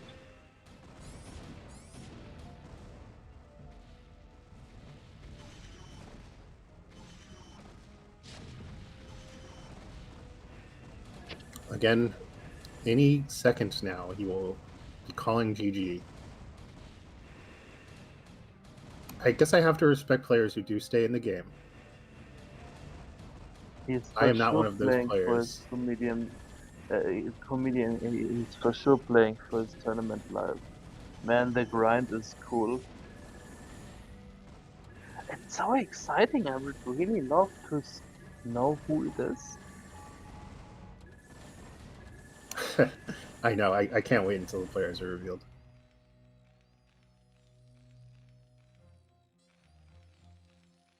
Really not much to say right now, though, other than, I mean, Protoss is pretty much mined out. He's looking to take 12 o'clock now. Protoss is mined out? Pretty much, yeah. Oh, yeah. No. That's actually more than I thought there would be at that base. I mean, his probe count is so low. But if he can stabilize somehow... Well, the probe count being low actually suits him right now because he's been on 2 base mining for quite a while. Nice. Well, even that, if Pantheon is struggling with the minerals, maybe... Come on, better... Oh, he's getting looks like it! he's... Oh, he didn't even get the close, one but carrier. yet so far. That's so sad. Painful. Those are You know carriers. the Terran is like sweating his balls off right now too. He is trying so hard. Yeah. It looks like he's actually mining at the top left from a little hidden CC. That's cute. That guy is cool, man. Maybe he's playing like Klauso. Oh yeah. In the IPSL, the TVT series against Artosis, he was playing like Zerg. He was expanding all over the place like a crazy man.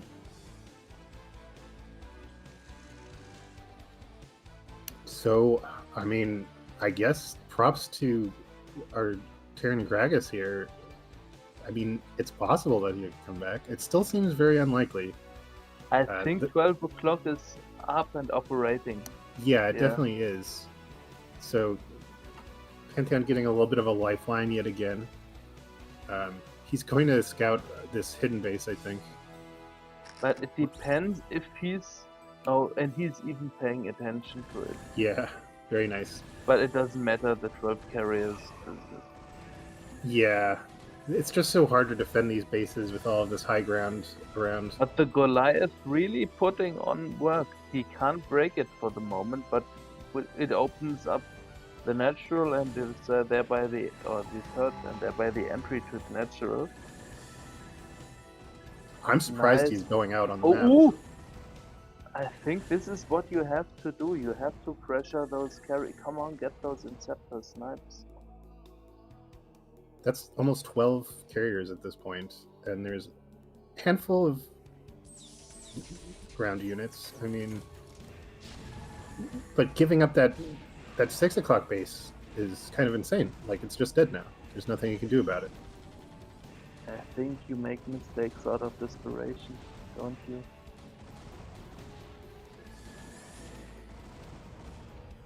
He's never going to catch these carriers either. Yeah. Unless he immediately just makes me eat my words. But it's almost as many carriers as it is Goliaths. So. But if you would, I think the same amount of Goliath nearly can kill based on the carriers. I think 12 carriers could be sitting directly over 12 Goliaths and not being microed at all, and they would still win. I have really bad experience with carriers against Goliath. Let me tell you that much. Ooh, there will be the mine of the century going on. Mine of the hour.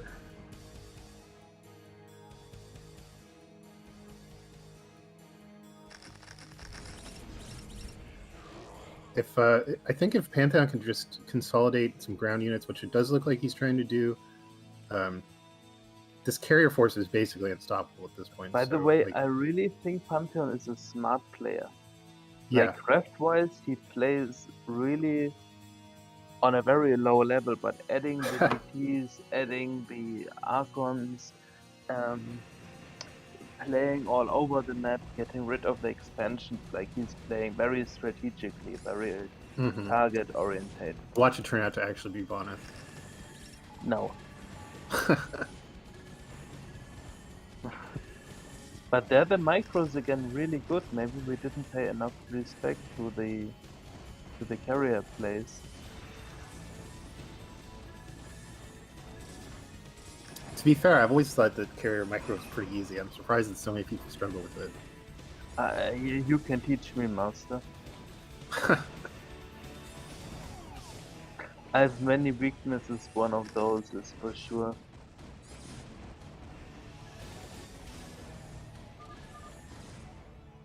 Okay, Ends there we GG. Nice games. Nice series. Jesus. Man, when will we know who that guy is? I think Azhi is revealing it all at the very end. At the very end, okay. Yeah, so go ahead and talk about it real quick. What the plan is we got the round of 16 finishing today, right? And then we'll do the round of 8, which will be cast next Monday. And then the following Sunday, which will be November 2nd, we're going to do the semifinals and finals will be cast live.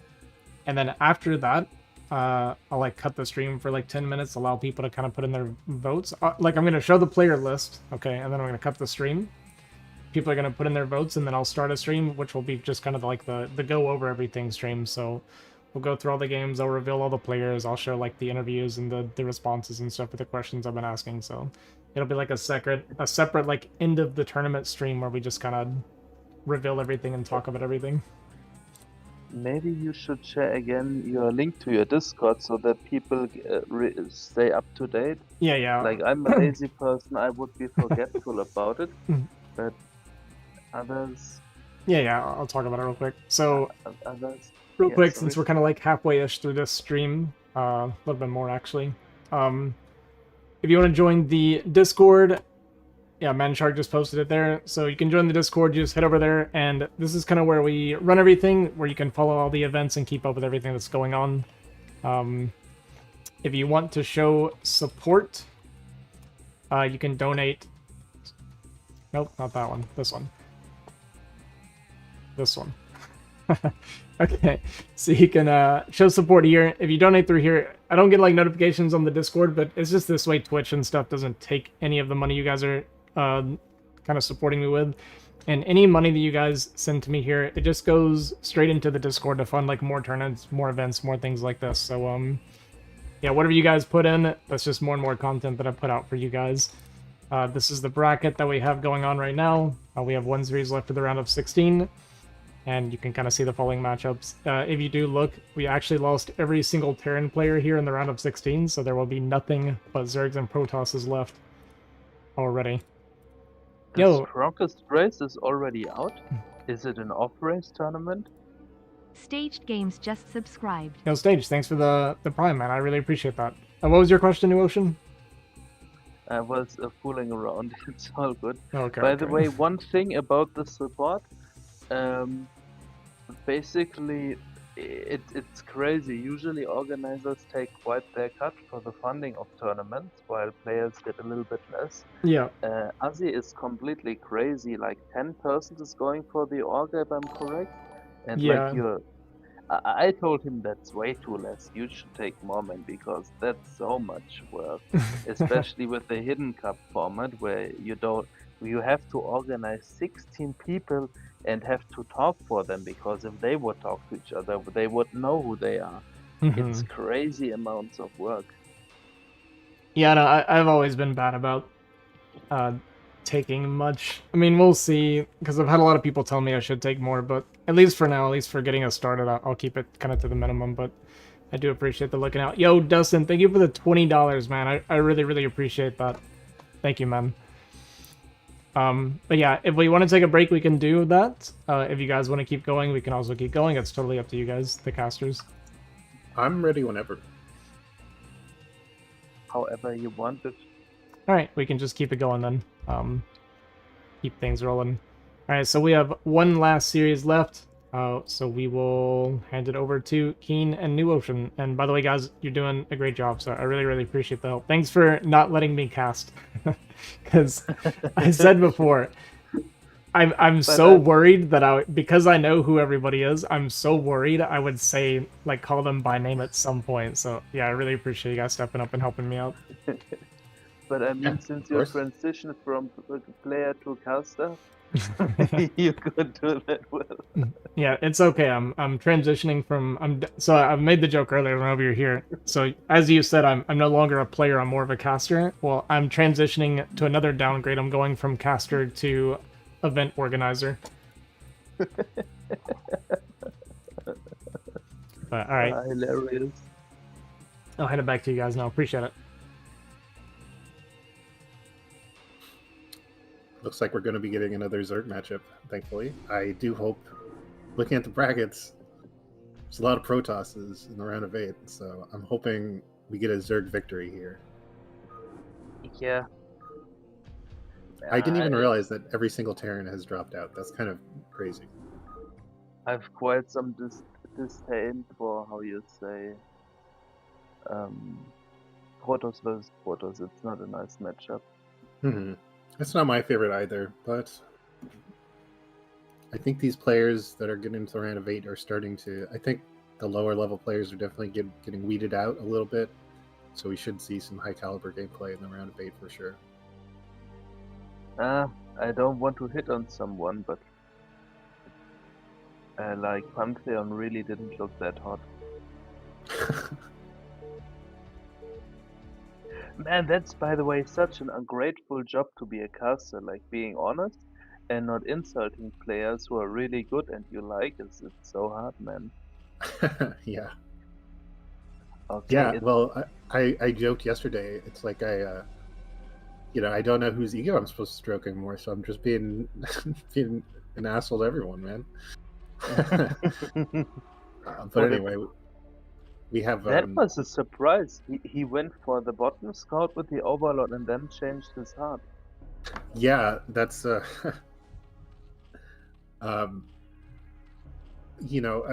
a mistake that I make all the time. Not trying to say it's me, but I'm wondering if this Zerg was But like it's you. maybe he just woke up, or maybe he was is not very active. The thing is, like on Radeon, on Radeon, it's actually not bad to scout downwards against Protoss, because the second Overlord will just get to their natural pretty closely anyway, so you can get kind of two nice Overlord scouts in that way.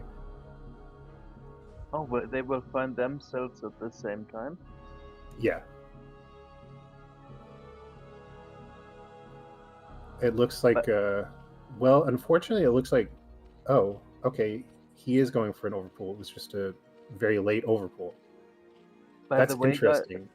Guys, again, thanks for supporting also Azhi's tournaments financially. Like, it's such a great tournament for the players. It's such amazing content for the community.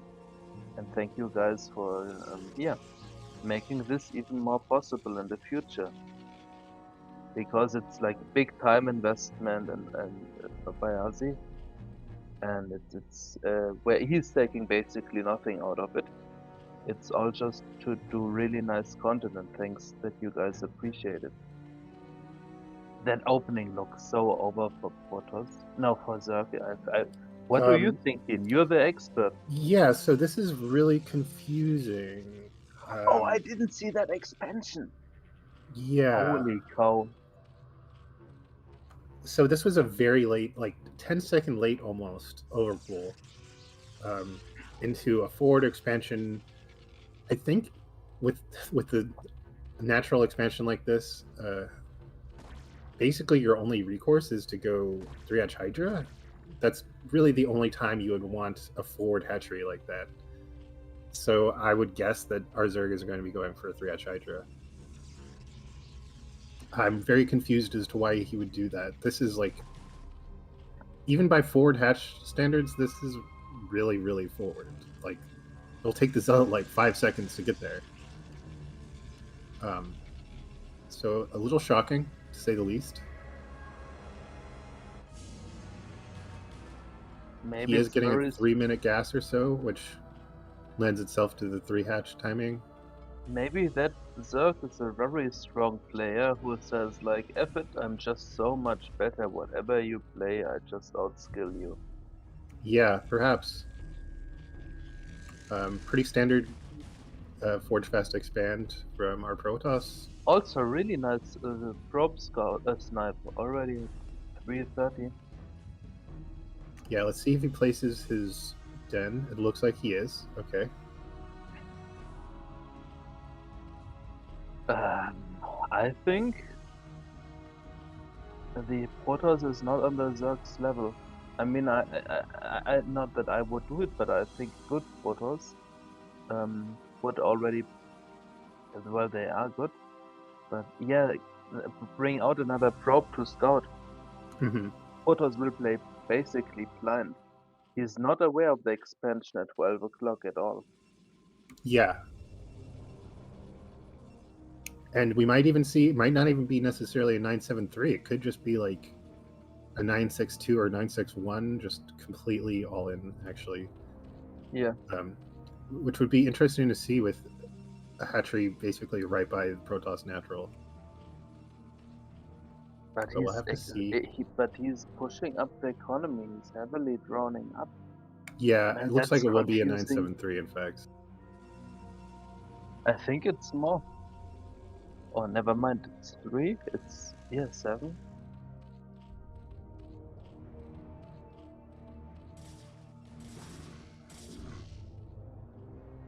Losing some lings there, but forcing the Zealots back.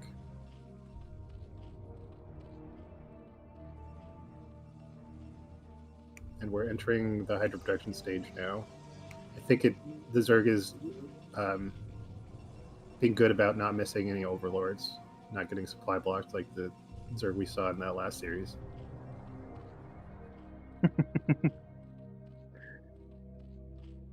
Yeah, I think this is over before it starts. Yeah, Protoss has no idea what's coming. And- Okay, well, nice second cannon ad just for safety. I guess that's pretty much necessary these days, isn't it? And I like that he's scouting the he's scouting the pathway that the units are going to take. So very nicely scouted by the Protoss. Did he cancel the upgrade +1? No. Yeah, +1. Yeah, he cancelled. Oh, air +1. Sorry. Yeah.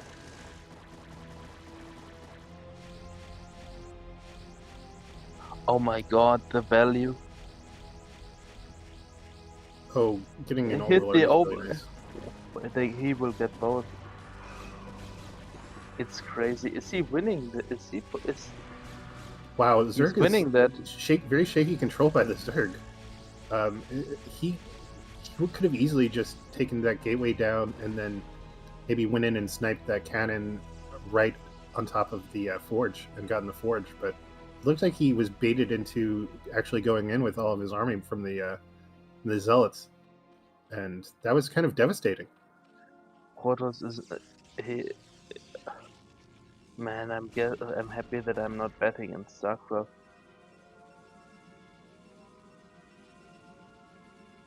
Still a very tense situation, but I think the Protoss is in the clear right now. There's another Overlord getting Oh my scouted god, and this getting is really, really good for the Protoss. And I think DTs can now be out. Is this an Overlord at the entrance anywhere? I think he does have one Overlord, but it's pretty far back. But again, just bleeding Hydras for nothing, getting baited in. Not good. And it looks like he's just purely continuing to make Hydras, which, I mean, honestly, okay, he is transitioning into some more drones now. But this is going to be very awkward going into the mid-game. And now the 12 o'clock expansion is becoming a liability. Yeah, exactly. It's going to be very tough for him to hold this. he's going to have a very short droning window before he needs to start making Hydras again, and he's so low on drones.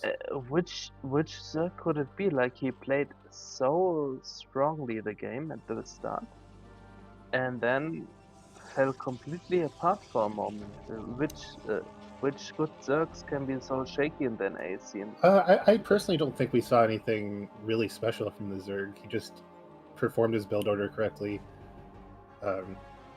It was a very good probe snipe at 330 or 335. Yeah, it was fine. But we see the Hydra control is very much so lacking. He bled a lot of Hydras for no real reason when he could have just like knocked down the wall, and I think gotten a lot more damage done potentially. Oh my god. So I'm not really sure. Honestly, this could be like almost any Zerg. I would say it's definitely not a top Zerg. The pressure that's not now getting built up. What is Manadog joking in the chat that this is where we call out Goose. I mean, honestly, it could be Goose. Nah, but I am doubtful. Poor Goose is just a stand-in for any like low-performing Zerg at this point. I'm sorry, Goose, if you're listening.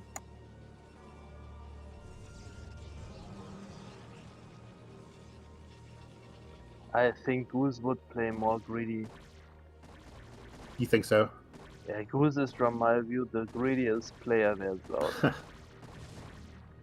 And I mean that in a good way. Like, I think if you play Goose, you always have to put the push button, because else he will outgreed you. Mm-hmm.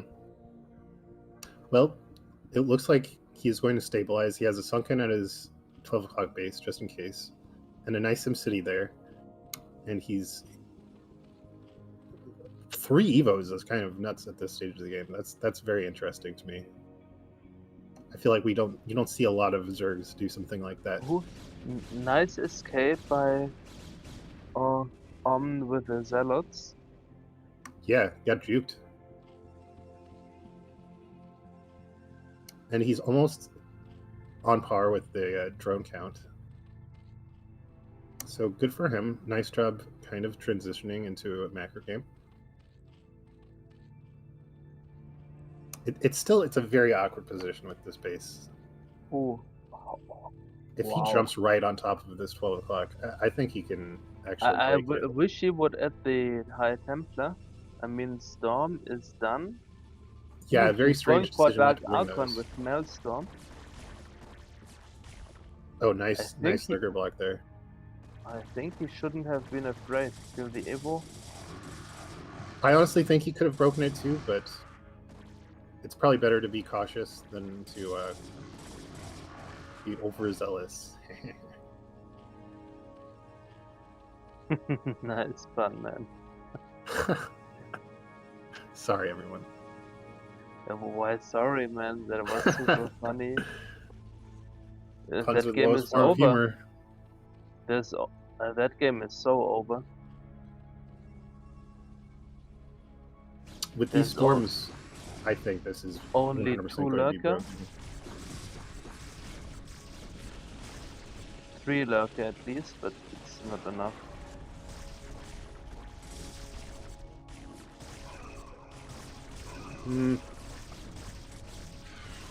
Bit shaky control.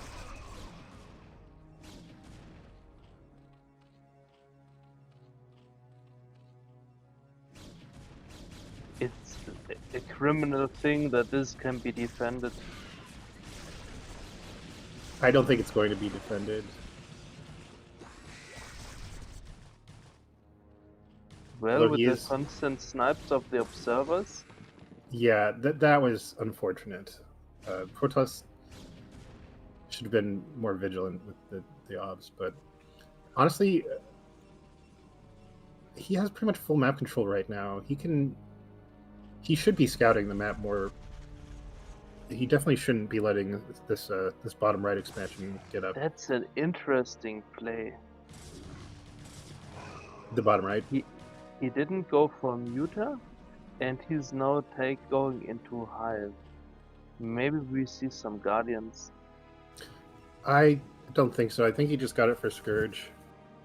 I think seeing these 3 Evos, he really wants to get a like an early crackling advantage, and it might work. Unfortunately, he didn't even kill the Protoss Forge, which would really kind of make this more effective. Big move out.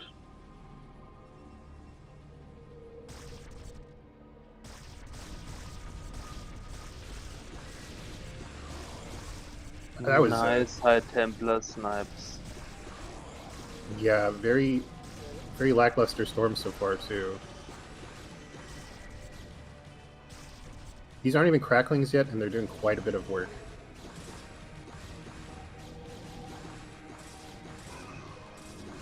You don't see this very often, but Zerg is actually going to be staying even with the carapace upgrades to Protoss's weapons upgrades.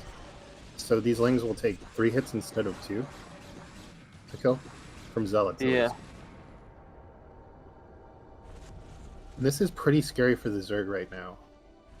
Is it? It feels like there are not many storms left. Now everything will be. That one has 2. It's yeah. Well, the Protoss so far isn't handling these the best. Oh, not a good split. I don't think this is great going in like this. I think he kind of could have just siege down, at least kill that hatchery. He could have killed that hatchery for free with just like hold positioning goons with Templar behind them. But he's bleeding a lot of units. We see this with a lot of Protoss players. They get impatient, and when they try to break a lurker field, they end up sending in way too many units at once, when really all you should do is just have a wall of Dragoons with like all of the Zealots and all of the High Templar behind them.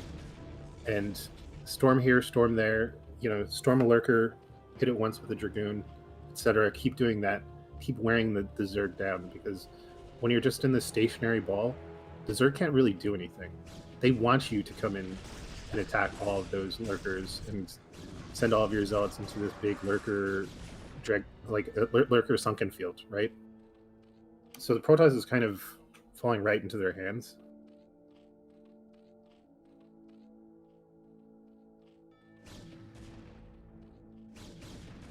So I think this Protoss is clearly decent level, but maybe a little impatient, or a little I don't know if they're nervous or they're just a little inexperienced. Who should it be?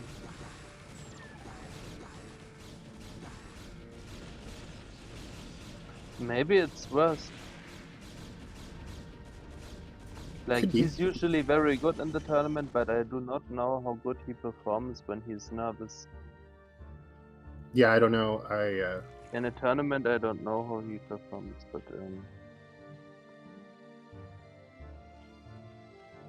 I did play worst in a tournament for SCU recently, and he crushed me.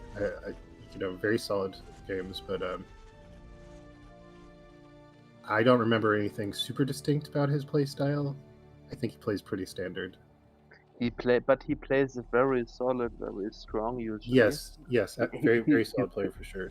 For sure, he fixed Ray Rain's PVZ, which was I watched him on stream before.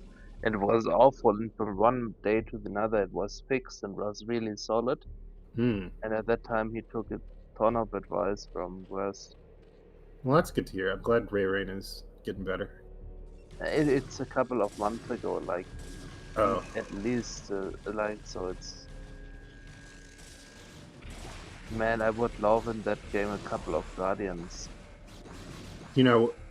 Not in this matchup, but I did see a little screenshot recently of Worst making a Dark Archon in a PvT and kind of upsetting someone a little bit. So, that was beautiful. Maybe it was maybe the Dark Archon is an indicator that it could be worst.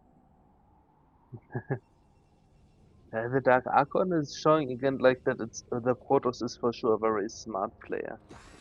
Yeah, he was definitely expecting a Muta switch at some point. The Zerg playing very passively.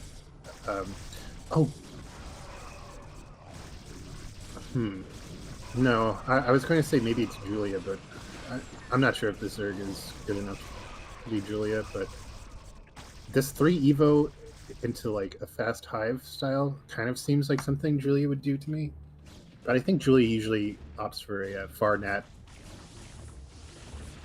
expansion style. I don't know how often he goes 973. It has way too little expansions for Julia, from my view. Yeah. What are the people in the chat thinking? Who is the Zerg? Tell us your opinion. That was a very brave drone. I'm surprised that Protoss has great map control right now. But he's I- not I would making think- much out of it, or what you... Yeah, I'm surprised he's not trying to pressure bottom right more, because he knows that bottom right is the 4th base, and that's really the only potential. Like, Zerg can take this base that there's a DT, like the natural 3rd, but like bottom right is the way that Zerg, it's Zerg's pathway into the late game essentially. So if he can deny that, if he can crush that, especially stopping this natural from getting up for free, yeah, I'm shocked that he's not doing anything proactive in that regard. It's just kind of sitting around. Yeah, man, that Protoss could be me.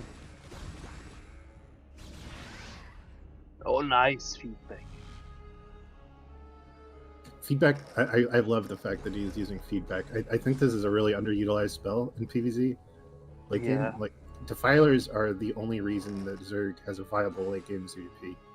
And if you can shut down Defilers, or like significantly stop them, it's just huge. At least having a couple DAs. Maelstrom, like, obviously amazing versus Mutas. Feedback, great. Feedback is awesome, also against Queens in super late game. Yeah.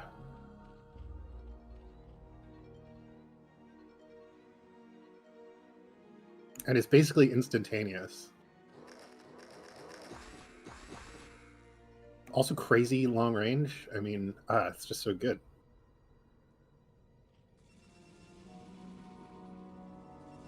Protoss is, chugging along though. They got their 4th base. They should probably try to take bottom left, because it looks like this is going to turn into a split map sort of scenario. We could be in for a very late game ZVP.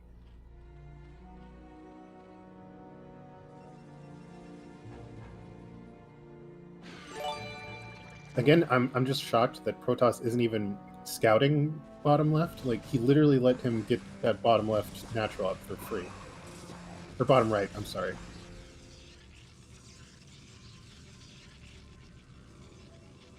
I think this would be fine if you take your 5th expansion. Yeah, and it looks like Like, he is sending a just go probe for down the to do that. split map approach. He should be doing both, right? The frustrating thing is that the bottom Oh, right natural nice.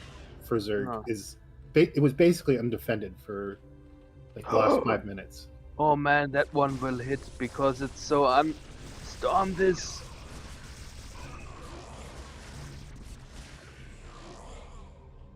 Very Beautiful. nice. Man, the mind game also losing the shuttle and expecting he will not go for another drop at the same time. That Protoss. What I don't understand about the Protoss, I think his EAPM is not that high, because he's non-stop doing smart decisions, but it's execution. Don't like it. Mm-hmm. We are seeing a pretty low, even lower APM from the Zerg. This is very low APM for a Zerg, actually. I'm not really sure how many like decent level Zergs there are that have this kind of APM late game.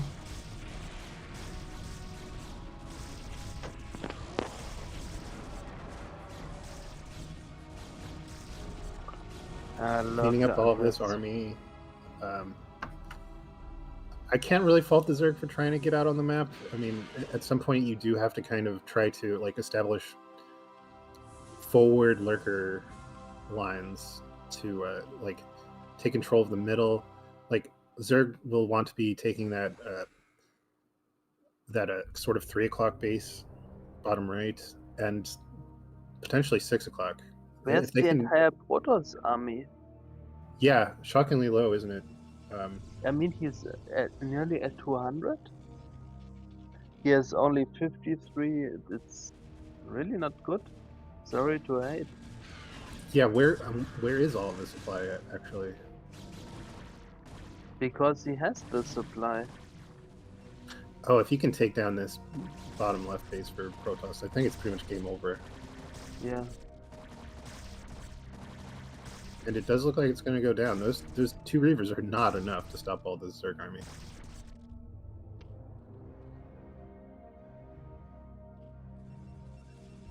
Man, that's...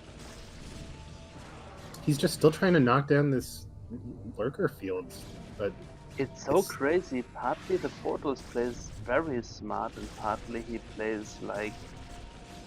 He's just obsessed with this. He can't think of any other part of the map.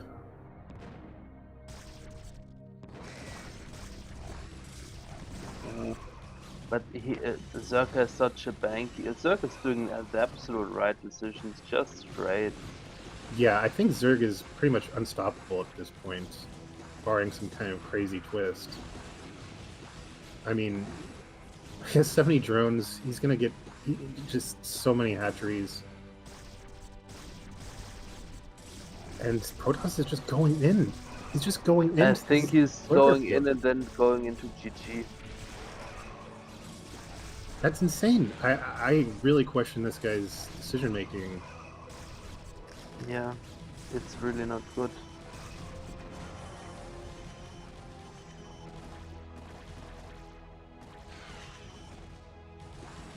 I mean, even I wouldn't throw that hard. Wow, yeah. I mean... And that means something. The Protoss, yeah. That's just an insane way to throw the game. I don't know what he was thinking this whole time. He's not even low APM. He's up to 270 now. I don't know what he's doing. Maybe it's dragging and he's in the choke mode. Yeah, maybe. Because Dragon is, from my view, a very smart player. And like I don't know. I don't know. I personally think Dragon would be a lot more solid than this. Yeah, I'm actually wondering now if this is Ray. Maybe it's a Dragon that is choking. I feel like Dragon is much more knowledgeable and much more experienced. That he would definitely be. Dragon doesn't even like attacking. Dragon wants to like split the map. Yeah, you're right. A very bad call by me. Very good episode. Yeah. Do you think Ray Rain is playing in the tournament? I thought it I don't know. Was much higher. It's probably not Ray Rain, but I don't know.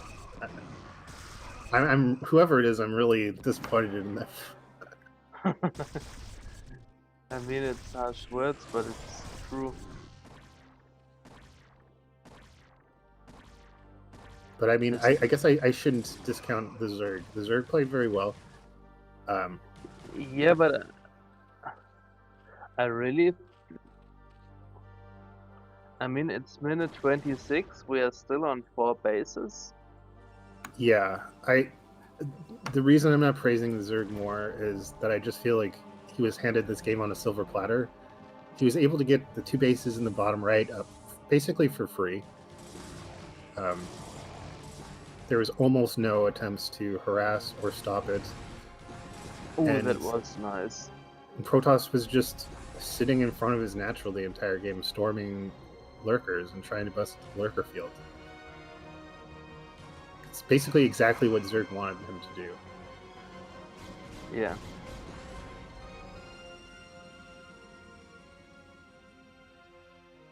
That game is so over.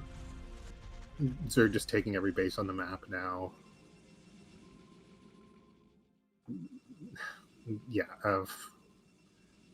This is getting kind of embarrassing. He's just what are you doing there, buddy?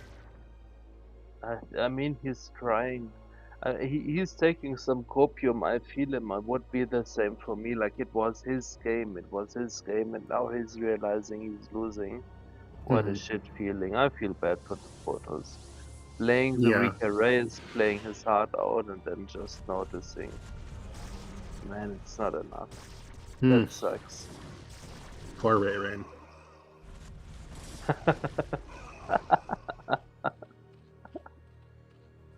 Oh. Man, by the way, we don't get paid enough. Like, imagine how many good players we usually like will hate us after that tournament, because That's okay. I'll take the blame. I'm a hate magnet.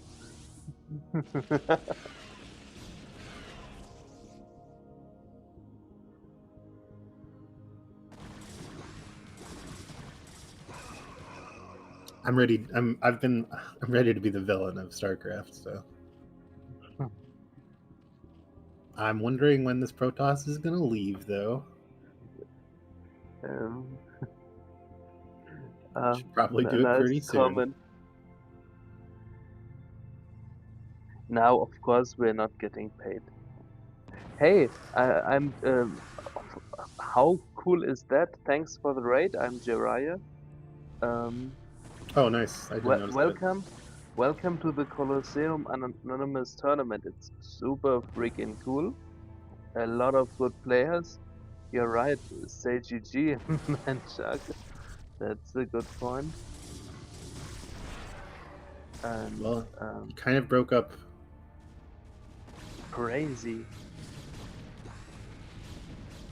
Why is he pulling off? Okay. He's pulling off so he can sit and hit the natural and watch his base die.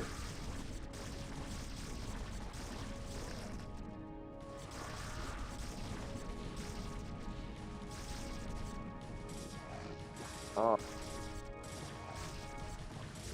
Every Protoss soul is suffering when watching this.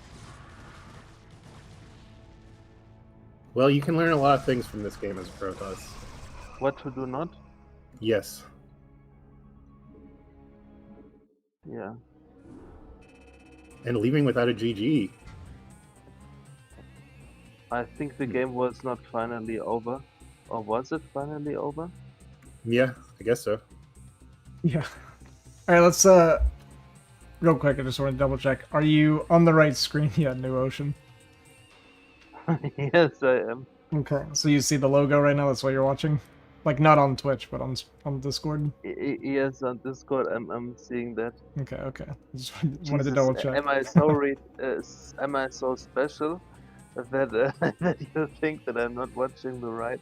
I was catching up the check when the action happened, welcoming the raiders and stuff. Yeah, I was just making sure. That's all. It's okay. It's okay. I mean, I use all my high IQ for playing photos, so. I gotcha. Hey, real quick, I just want to say, since we got a decent sized raid, just to let you guys know what this is. Just gonna go over it real quick. So this is an anonymous tournament. We have 16 players that signed up. Nobody knows who anybody is. Nobody even knows who signed up. I'm the only person that knows who the 16 players are and who is playing who. So we're gonna go through the whole tournament where, you guys, the viewers, the casters, are kind of speculating about who is who, and even the players after they've played. I've been asking them like who they think they played and why. I plan on doing actual voice interviews for the semifinalists when we get to that point. And this is all information that I will reveal at the end of the tournament, and we'll go over everything. So this is kind of the basic concept of this tournament. But all right, we will continue on. We're on the last series of the day, so we're just going to keep trucking along and wrap this up.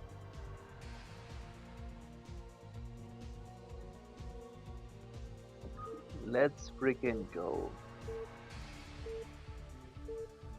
Whew, man, I'm hoping to see more from our Protoss player here because, he looks like he had a very, very solid game last game, and then he kind of just petered out, didn't really do anything. I Zerg think for he his part, needs to find his balls. yeah. I mean, Zerg played solid. It's hard. I feel so bad because I feel like I should be praising the Zerg more, but I just felt like the Protoss really just played right into his hands. The Zerg didn't do anything spectacularly, but Protoss kind of killed himself, you know?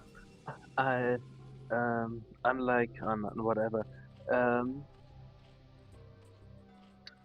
I think the Zerg did one job really well with the Scorch snipes of the observers when that Yes. one big push was coming. I think their Protoss was creeped and basically got completely passive. So I think that was a very good moment by the Zerg. But Yeah. besides that, I feel your sentiment. Like you always have hard CVPs, and that guy gets it on the silver plate. Yeah. That 12 o'clock situation, that was a very scary push. Um, if Zerg lost that base, I think he probably would have lost the game. But yeah, he just killed every single observer and held that with like 3 lurkers and a couple sunkens against a huge Protoss army, probably like 3 control groups of Protoss units. Kind of insane. But anyway, looks like we're going into a standard overpool with our Zerg at the top right here on Polypoid, and another standard Forge Fast Expand from our Protoss at the bottom left. I am hoping, I'm obviously biased because I'm a Zerg player, but it looks like we already have, let me see the brackets again. We have 5 Protoss in the round of 8, so Now we need another Zerg. we need another Zerg. There's no Terrans left. I would really prefer to have as few PvPs as possible. PvPs are the most boring mirror I think there is. I love PvP, and ZVZ at least is short. Yeah, I love that. That's what everyone always says about ZVZ as a positive. Is like, well, at least it doesn't take that long. It's like, yeah, I guess.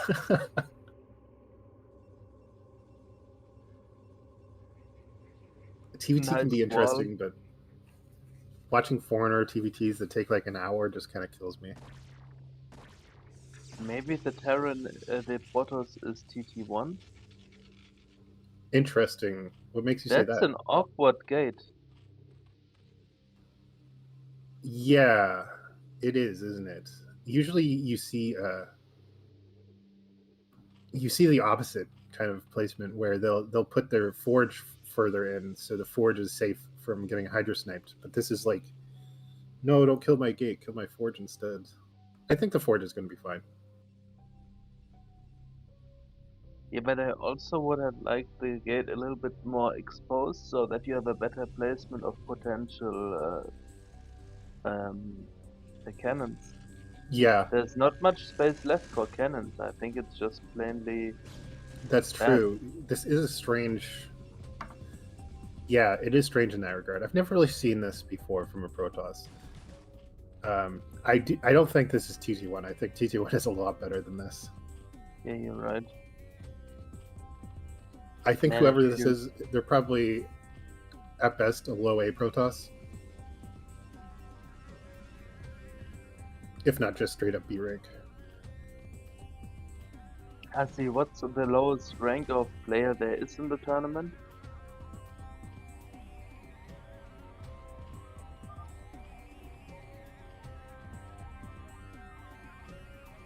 Yeah, that's kind of what I figured. It looks like we're going for a. That's a very fast 4th hatchery. But we're already getting gas. This is a strange build.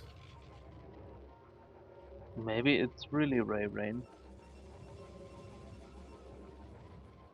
Well, I'm talking about the Zerg build, but I mean, it very well could be Ray Rain. Now I'm looking at the photos.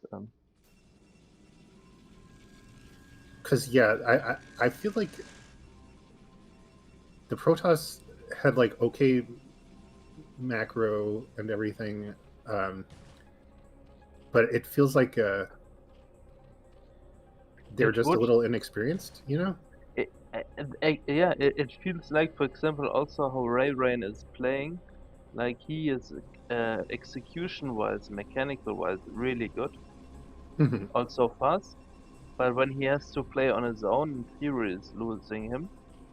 Then he is lost. And that would fit the position at 12 o'clock of last game on Radion quite Mhm. well. I wonder.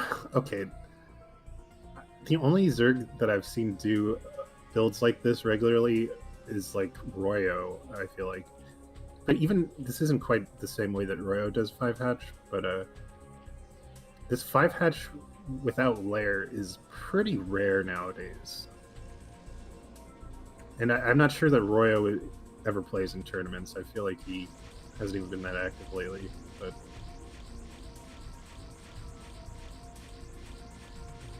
I'm honestly really confused by this Zerg's playstyle. It's very strange to me.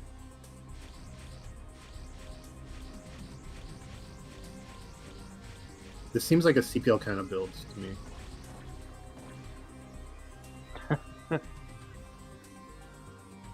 Man, I'm so excited for the grand final when it's revealed who the players Yeah, are. I know. Me too. So I can find out all the who all I talk shit about.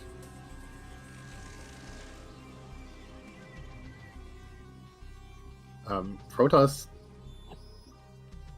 already building a pretty decent bank at 6 minutes. Nothing's happening. But that early, how do you feel about the early second gateway? I like it, but then do something. Yeah. I feel like Zerg is already getting Hydras up kind of early to start making Hydras, start pumping Hydras. But like, I don't think any Zealot pressure is going to do anything. Also, very strange drone But distribution. I would just right now put pressure with the Zealots on the map, just to make sure that the drone count remains low. Catching these 2 stray Zealots is really embarrassing. 3, just leaking 3 Zealots for free. This attack is completely neutered now, and there's really no excuse for making a mistake like that.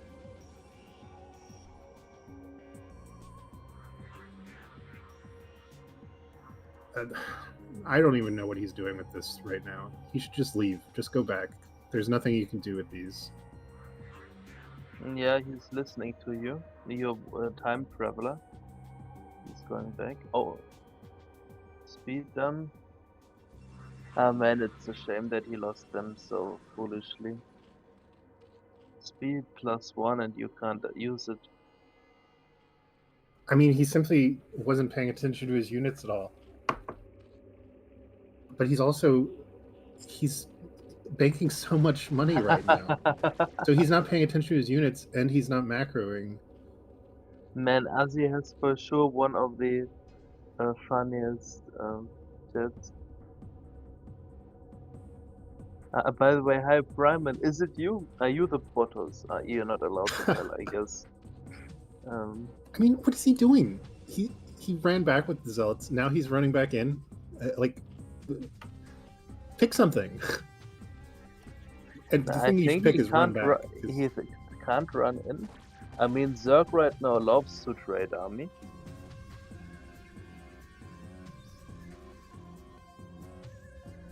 Looks like But Zerg I feel that game will go way faster because last game Zerg was for a while at a disadvantage.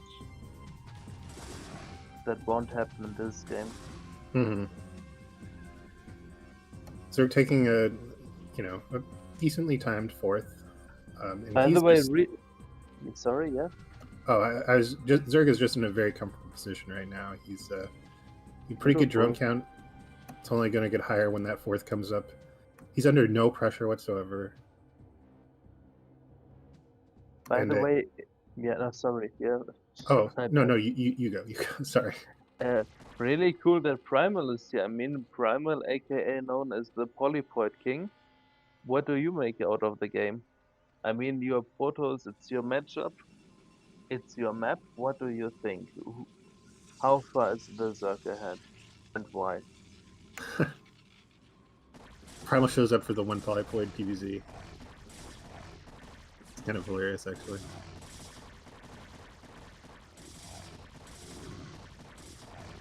Oh my gosh, getting that That is lurker, oh my god. that is amazing. The Zerg is styling big time.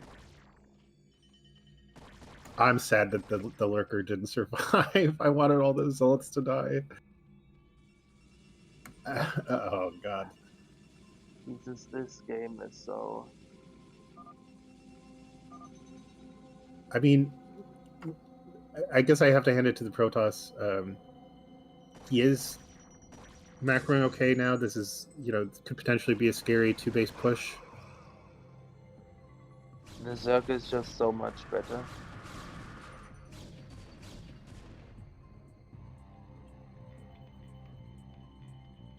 Glad the Zerg didn't commit to that. That would have been a slaughterhouse. Yeah, Protoss is definitely still in this. There's even no reason. Get the fourth up, maybe, or even try to lurk in for the fifth. Yo, I'm gonna step in for 1 second here. That play, and there's been a few plays actually throughout this tournament already that's been really cool. I'm gonna take a vote maybe at some point or see what people think, or you guys can even tell me right now and we can start thinking about it. Maybe I can delay the reveal. I know we're all kind of eager to get to the reveal of like all the players and everything, but honestly, there's been some really cool plays, and I just had the thought that maybe I could do something like put together like mini highlight reels, like as I reveal the player, and then like I'll show the highlight reel and then show the player like after. That would be kind of cool, because like that lurker block was really cool, and we've, like I said, we've seen a few things now that have been pretty awesome. Maybe you should really make a YouTube highlight video. What are the upgrades? This is the attack that's going to make or break the game, though, and it looks like Protoss is breaking through. Perfect timing, actually, right before the Zerg got their lurkers set up, and it looks like he's done it.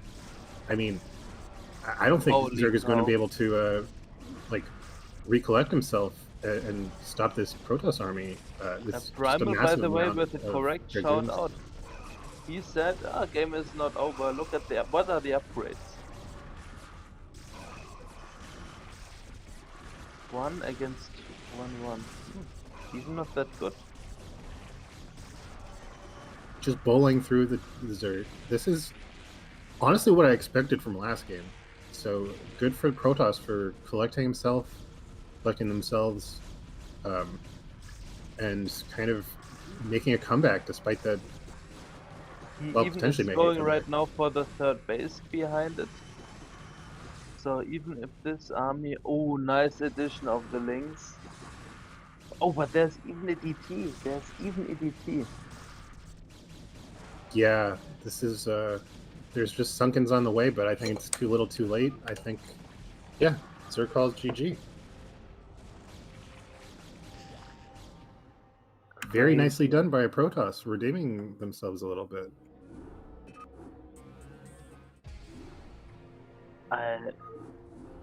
The caster calls, like often I see casters and I think, man, you give the call and the opposite is happening.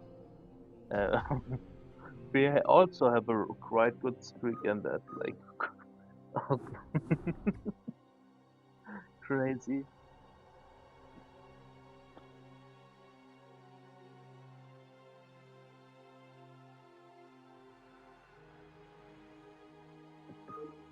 I'm still not really sure who either of these players are, but I'm pretty happy with that game. It's regardless of the outcome, it makes the series a lot more interesting. After that first game, I thought it was going to be pretty one-sided. Man, it's so cool that Primal is now also so active in the chat, same as Menshak, and 31 viewers. How cool is that? Welcome to Azhi's Colosseum.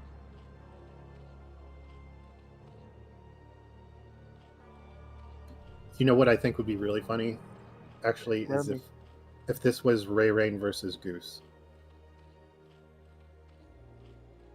I think Goose doesn't play that solid.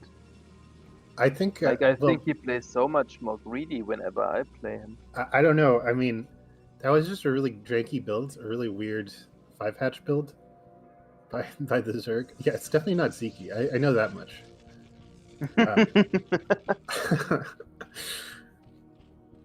I know it's been a running joke that every Zerg is goofs whenever they make a misplay, but I don't know. I don't know many foreign Zergs who do a build like that. I need to find. Wait a moment. It says the battery of the laptop is low, but I thought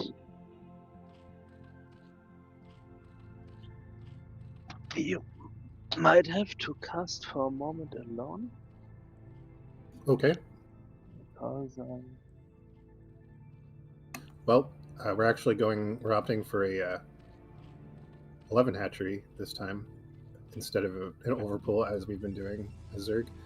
Just before to fast expand yet again. The nice thing about Dominator is that it's kind of easier to go hatch first because you don't have to worry about cannon rushes. There is one little spot that she can put one pylon and one cannon back there, but yeah, okay. So this is actually the worst location to go hatch first on Dominator, but still, I think it's okay. I don't think he's going to get cannon rushed.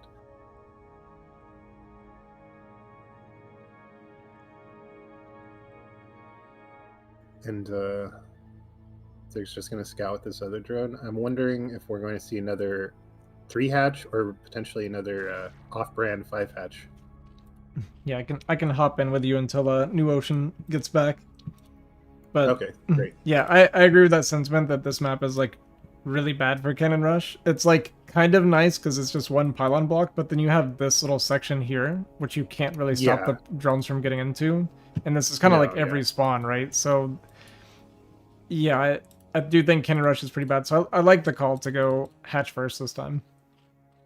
Yeah, at least it's showing a little bit of awareness, a little bit more of an ability to adapt. This isn't just some, mindless bot that we're watching. Right, exactly. Which a lot of is like really common in the foreign scene, where like a lot of the foreign players, especially like NA players, we tend to kind of like decide that we're doing the same build order every single game, and there's like very little adjustment to like the player or the map or situation or anything. So this just shows a little bit more of that versatility that is actually a little bit kind of rare in our scene.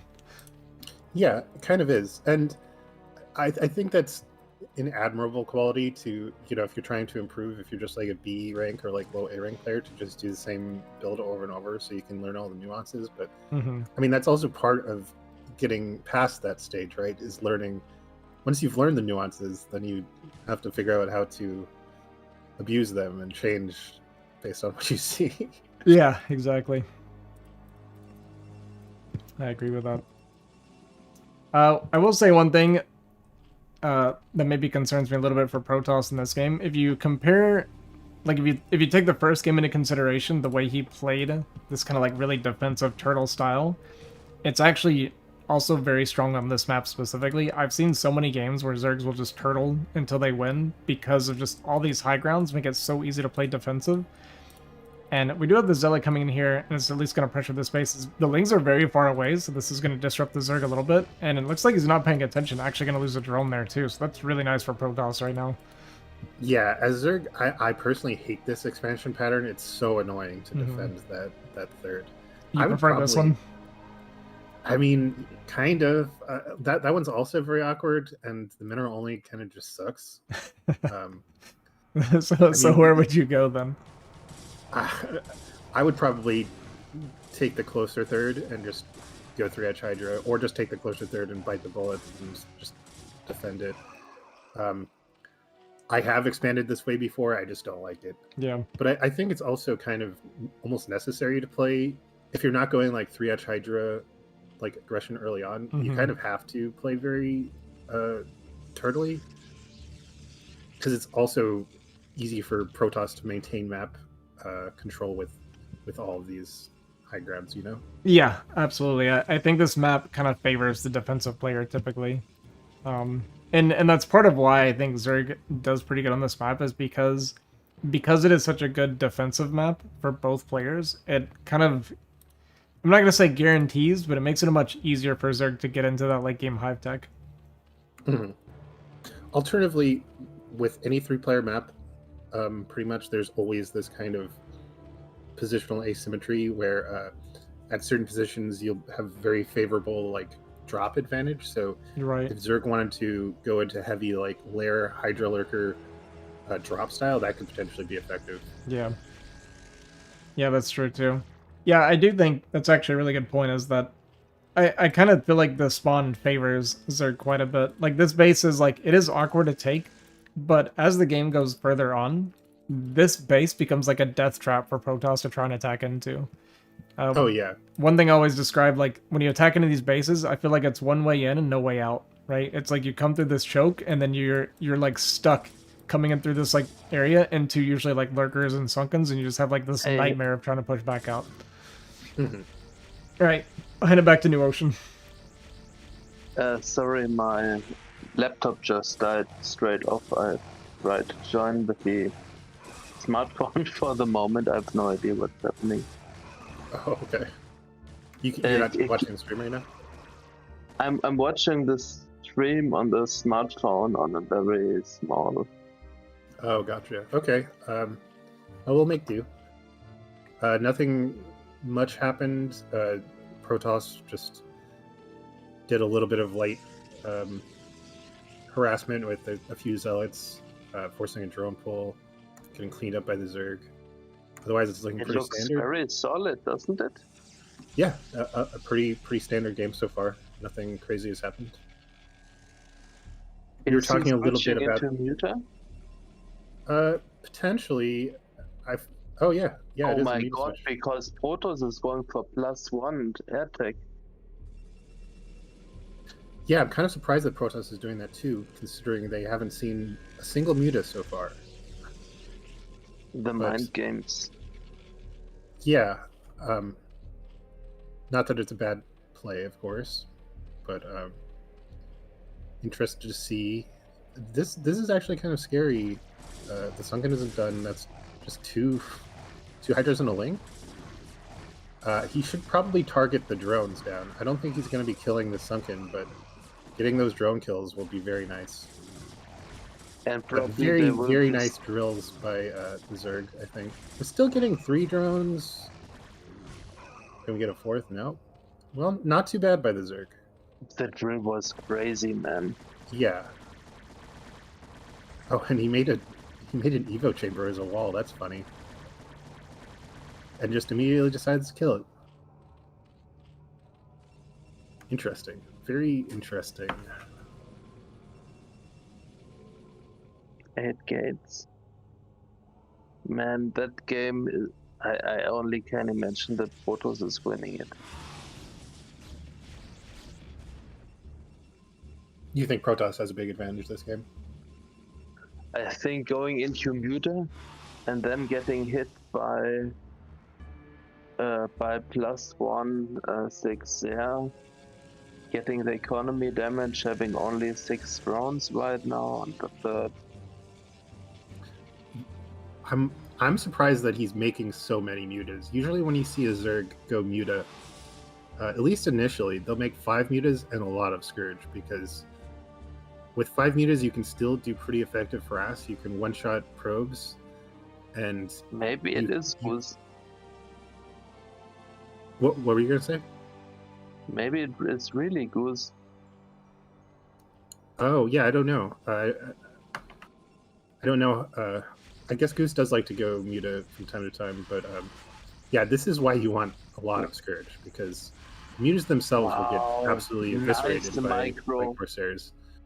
So you want a small number of mutas, enough to deter Protoss from moving out, and a lot of Scourge to close in on Corsairs whenever they come out. Looking pretty sketchy for the Zerg right now, I think. There is a pretty sizable Protoss army, and all of those mutas that Zerg invested in are just nullified right now. I don't think he's ever going to regain air control. Yeah. I mean,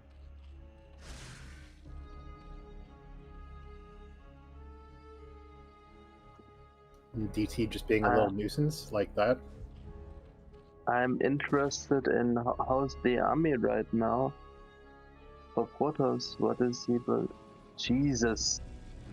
I think he could go right now, right here. Yeah, this is going to be a really scary 2-base push. Oh, wow. Huge raid by Artosis. Wow. Thank you so much, Artosis. That's amazing. Thank you, I don't, Azhi. Ozzy, do you want to jump in right here and give a little rundown for the tournament for all our new viewers? Yeah, sure, I'll do that. Welcome, guys. Thank you, Artosis, for the raid, man. I really appreciate it. So right now, what we're doing is the Anonymous Tournament. It's a 16-man tournament of basically 16 players that signed up, where only I know who everybody is. It is all the foreign scenes, so a lot of NA European players, that kind of thing. And the skill level is anywhere between like 1900 plus. But basically, we're just going to go through this entire tournament where we won't reveal who's playing who, even the players don't know. And at the very end of the tournament, we'll kind of reveal everything and go everything. But yeah, it's basically just a tournament to see like how well players do when they don't know who they're playing against, if they play like better or worse, that kind of thing. And yeah, it's just been a lot of fun so far. We're doing the round of 16. This is the last game of the round of 16, and then next week we're going to do the round of 8, and then the finals and semifinals will be the following week. And that will be live casted, so yeah, it's just been fun. Been a good time. Thanks for all the follows, guys. I appreciate it. I'm going to hand it back over to our casters. If you want to join and kind of keep up with everything, just did it backwards.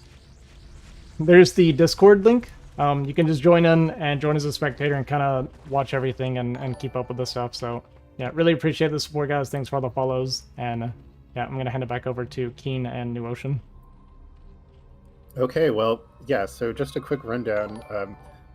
With this game so far, we're, as you might guess, we have a Turtling Zerg against a 2-base, a very, very intimidating 2-base Protoss army. This is a huge army streaming down.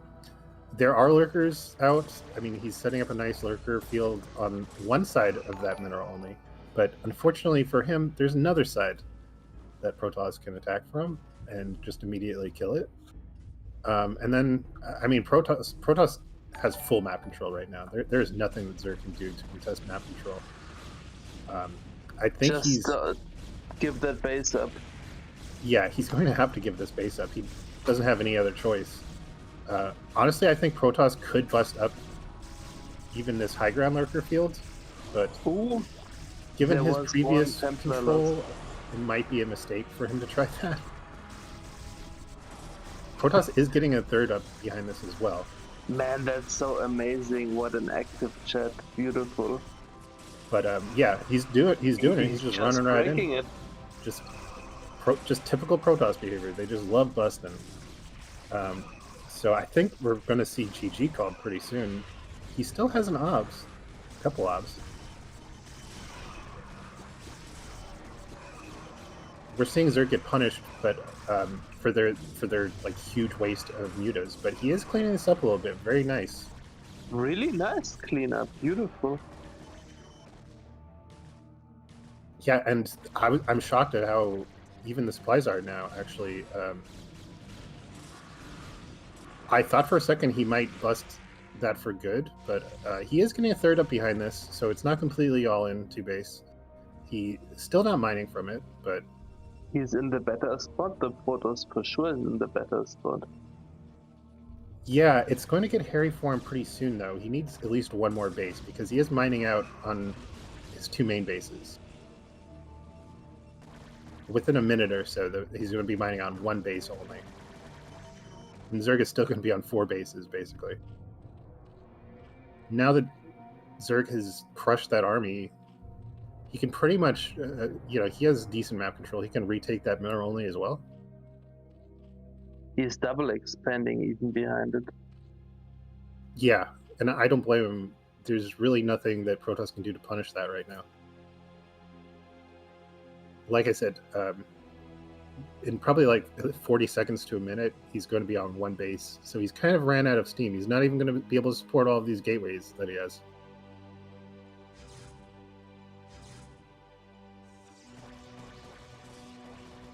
What is Nice. the upgrade situation again? 2-1. Oh, that's very surprising, actually. Usually nowadays, Protoss players prioritize getting second carapace before second weapons, even. Especially when Zerg is staying on Hydrotech like this.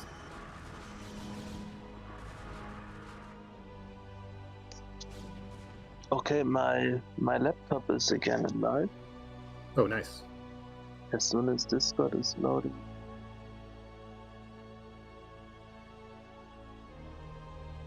Protoss is still maintaining a pretty significant supply advantage.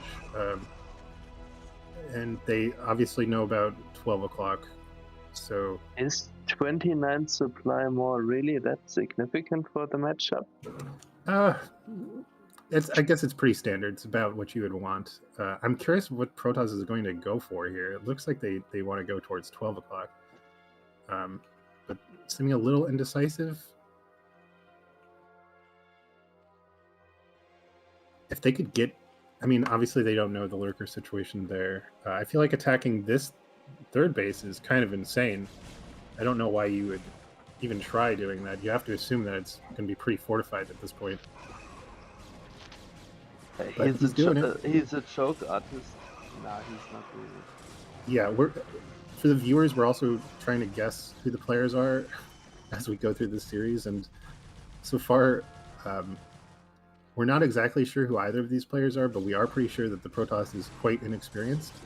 So maybe Ray Rain.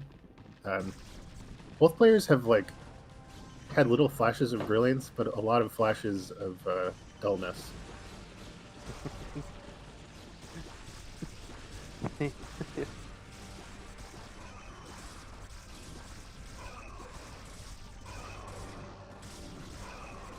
And now we see Zerg actually. God. We see Crackling kicking in. Zerg upgrades are great, actually. That is so over. Yeah, I think with this army getting cleaned up and Protoss being on one mining base currently, I think it might be all she wrote. Yeah, there's a fourth mineral only. That mineral only has 6 patches. I don't think it's really going to do it for the Protoss. I also think he needs his fourth gas. Yeah, not being on 3 gases for this long. Really rough. Just to not be able to get those High Templar numbers up. Like at least 3 gases is that kind of sweet spot that you want to get to in PvZ, so you can just keep pumping out High Templar consistently.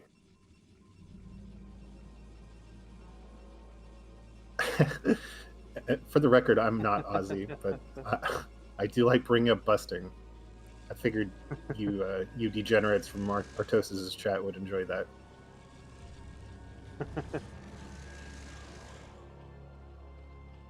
Man, Artos' stream is so funny often. If it's not Mario and Luigi.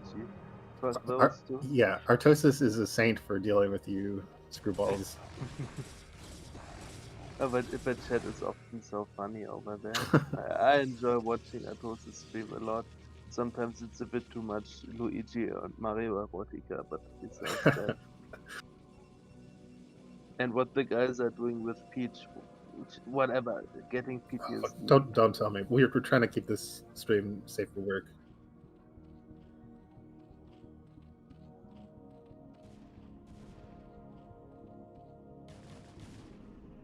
Oh my god.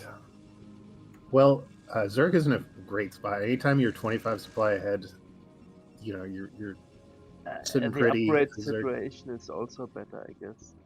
Yeah, Zerg's... one thing I have to hand this Zerg, he loves getting very fast upgrades. I mean, it is 20 minutes, but... Value? What was that? The DT is finding some value, but it's... Oh, yeah. A little bit. Being a little nuisance, but not really being hugely impactful. Okay, here we need now a miracle, but This the is dragon. oof.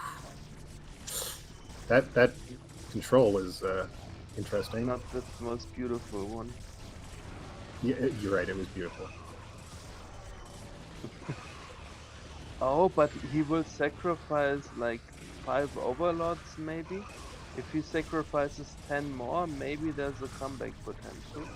Yeah, if he sacrifices all of his overlords and all of his drones, I think Oh my Protoss god. has a chance to win. Kava saying Zerg is keen. Well, if it was me, why would I be talking so much shit about them? Think about that, Kava. Well, that would you do absolutely. All right, all right.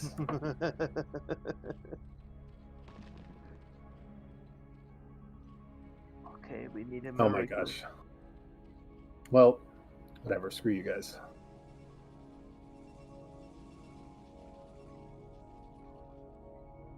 Oh man. As the game goes on, this is just going to get harder and harder for Protoss. I mean, we're still just on 2 mining bases, basically 1.5 mining bases. Because, like I said, that mineral only 6 patches, and it's a mineral only. Not really what you want. Protoss is trying to take another gas base here, and if Zerg ever gets even an inkling that that's there, they're just going to instantly shut it down. It's even 30 population up. And if I'm not mistaken, he's adding Oh, ultralisks. My to Dr. the Hungry, field. first of all, if you're coming from Artosis' stream, that is a strange question to ask. But also, if you've ever seen Foreigners, this isn't even close to as bad as it gets. A game that I generally have to play watching BSL is like, is the replay broken or is this just Foreigner play?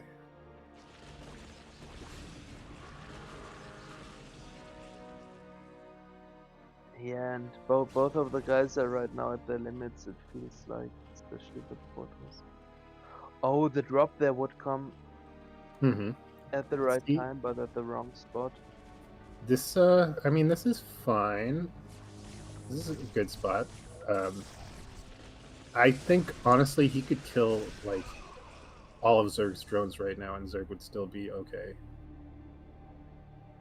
But it was minus 11 drones if I'm... Ooh. Yeah.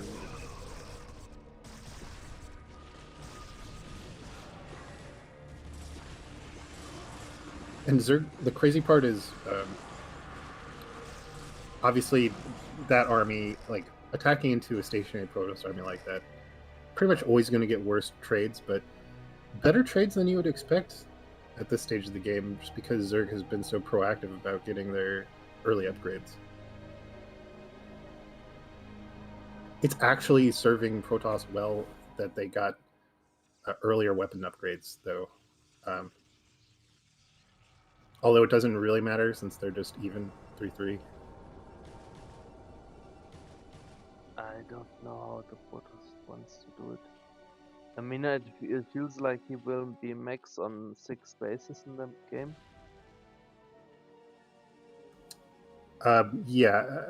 Protoss is doing a good job kind of clawing their way back, or at least staying in, but they're still at a huge disadvantage. Zerg is taking every remaining base on the map.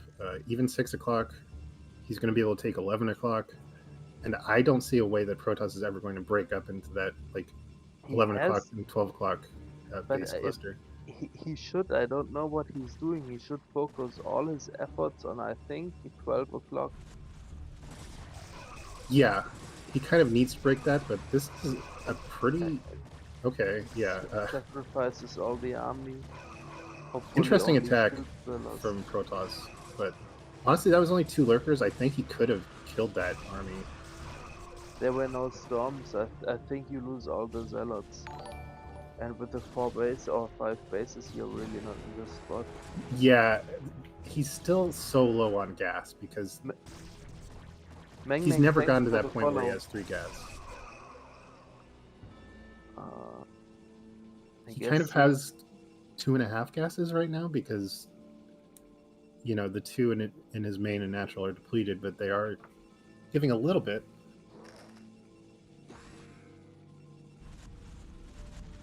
But yeah, just look at how slowly his gas is accumulating. I think he just needs to go for 12 o'clock through 6 o'clock. If you have 6 o'clock or not, it doesn't change a damn thing. Oh, Zerg hasn't actually taken that. I thought he was building an off-center hatchery there.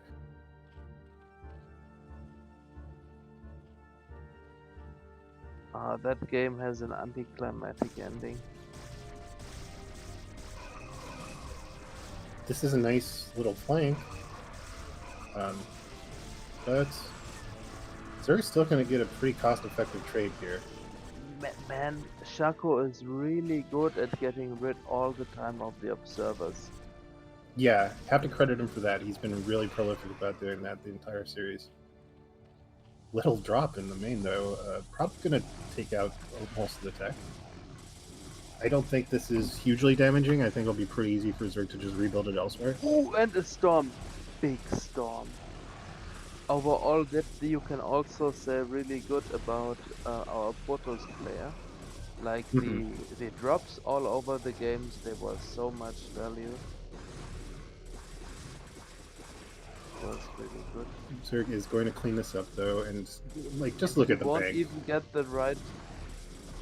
Ah, that's a shame. Come on, get the defiler.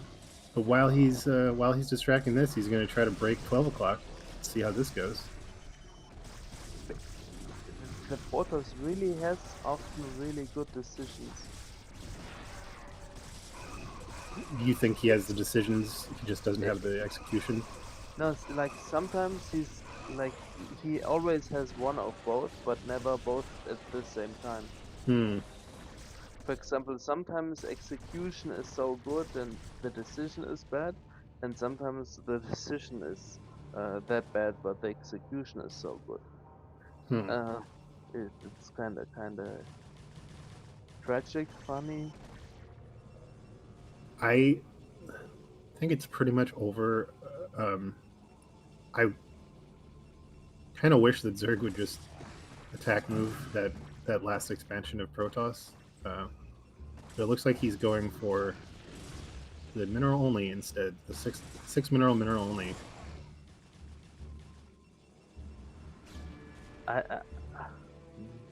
I think it's smart to put the forces which are now limited down. That he has free hands on the top space, but yeah. It's time to move on, buddy. Getting control of this is going to be nice. If he can get a lurker field after, he's definitely going to kill this. And if he can get a lurker field on top of that high ground in front of Protoss's natural, that'll be really good. And then he'll basically have free range to do whatever he wants on the map. I think he is a little out of sorts because it's just hard to deal with having your production all across the map and having to like reorganize yourself after losing your tech and so on. He's even busting into the fifth man. That's by the way also really cool by Shaco. He's not waiting and sitting like, yeah, I win anyways with the bases. No, he brings the action direct to the Protoss. And how Sean would say, that's the nail in the coffin. Yeah, I'm expecting Protoss to leave pretty soon. This is exactly what this is just the nail in the coffin that Zerg needed. That's so much copium, I think, that keeps him in the game, but yeah, maybe this Reaver will kill all... Oh, shit, it didn't kill all the units. Okay.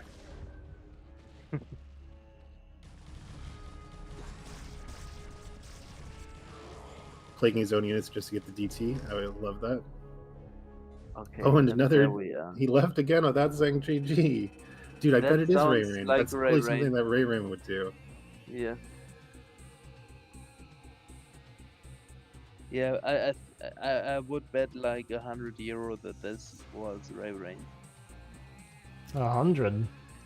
Well, I'm not going to take any bets, but I'm very certain. Where's Moonray when you need him?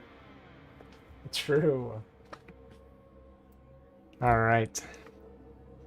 Well, that's going to wrap it up for our round of 16, guys. I appreciate it. Hope you enjoyed the stream. Here's the bracket, so you can see the updated bracket for what we got coming up. As you can see, like I mentioned earlier, we have lost every single Terran player in the tournament already. Yeah, nothing but Protosses and Zergs left, so if you're a Terran enjoyer, my tournament's not for you anymore, I guess. I don't know.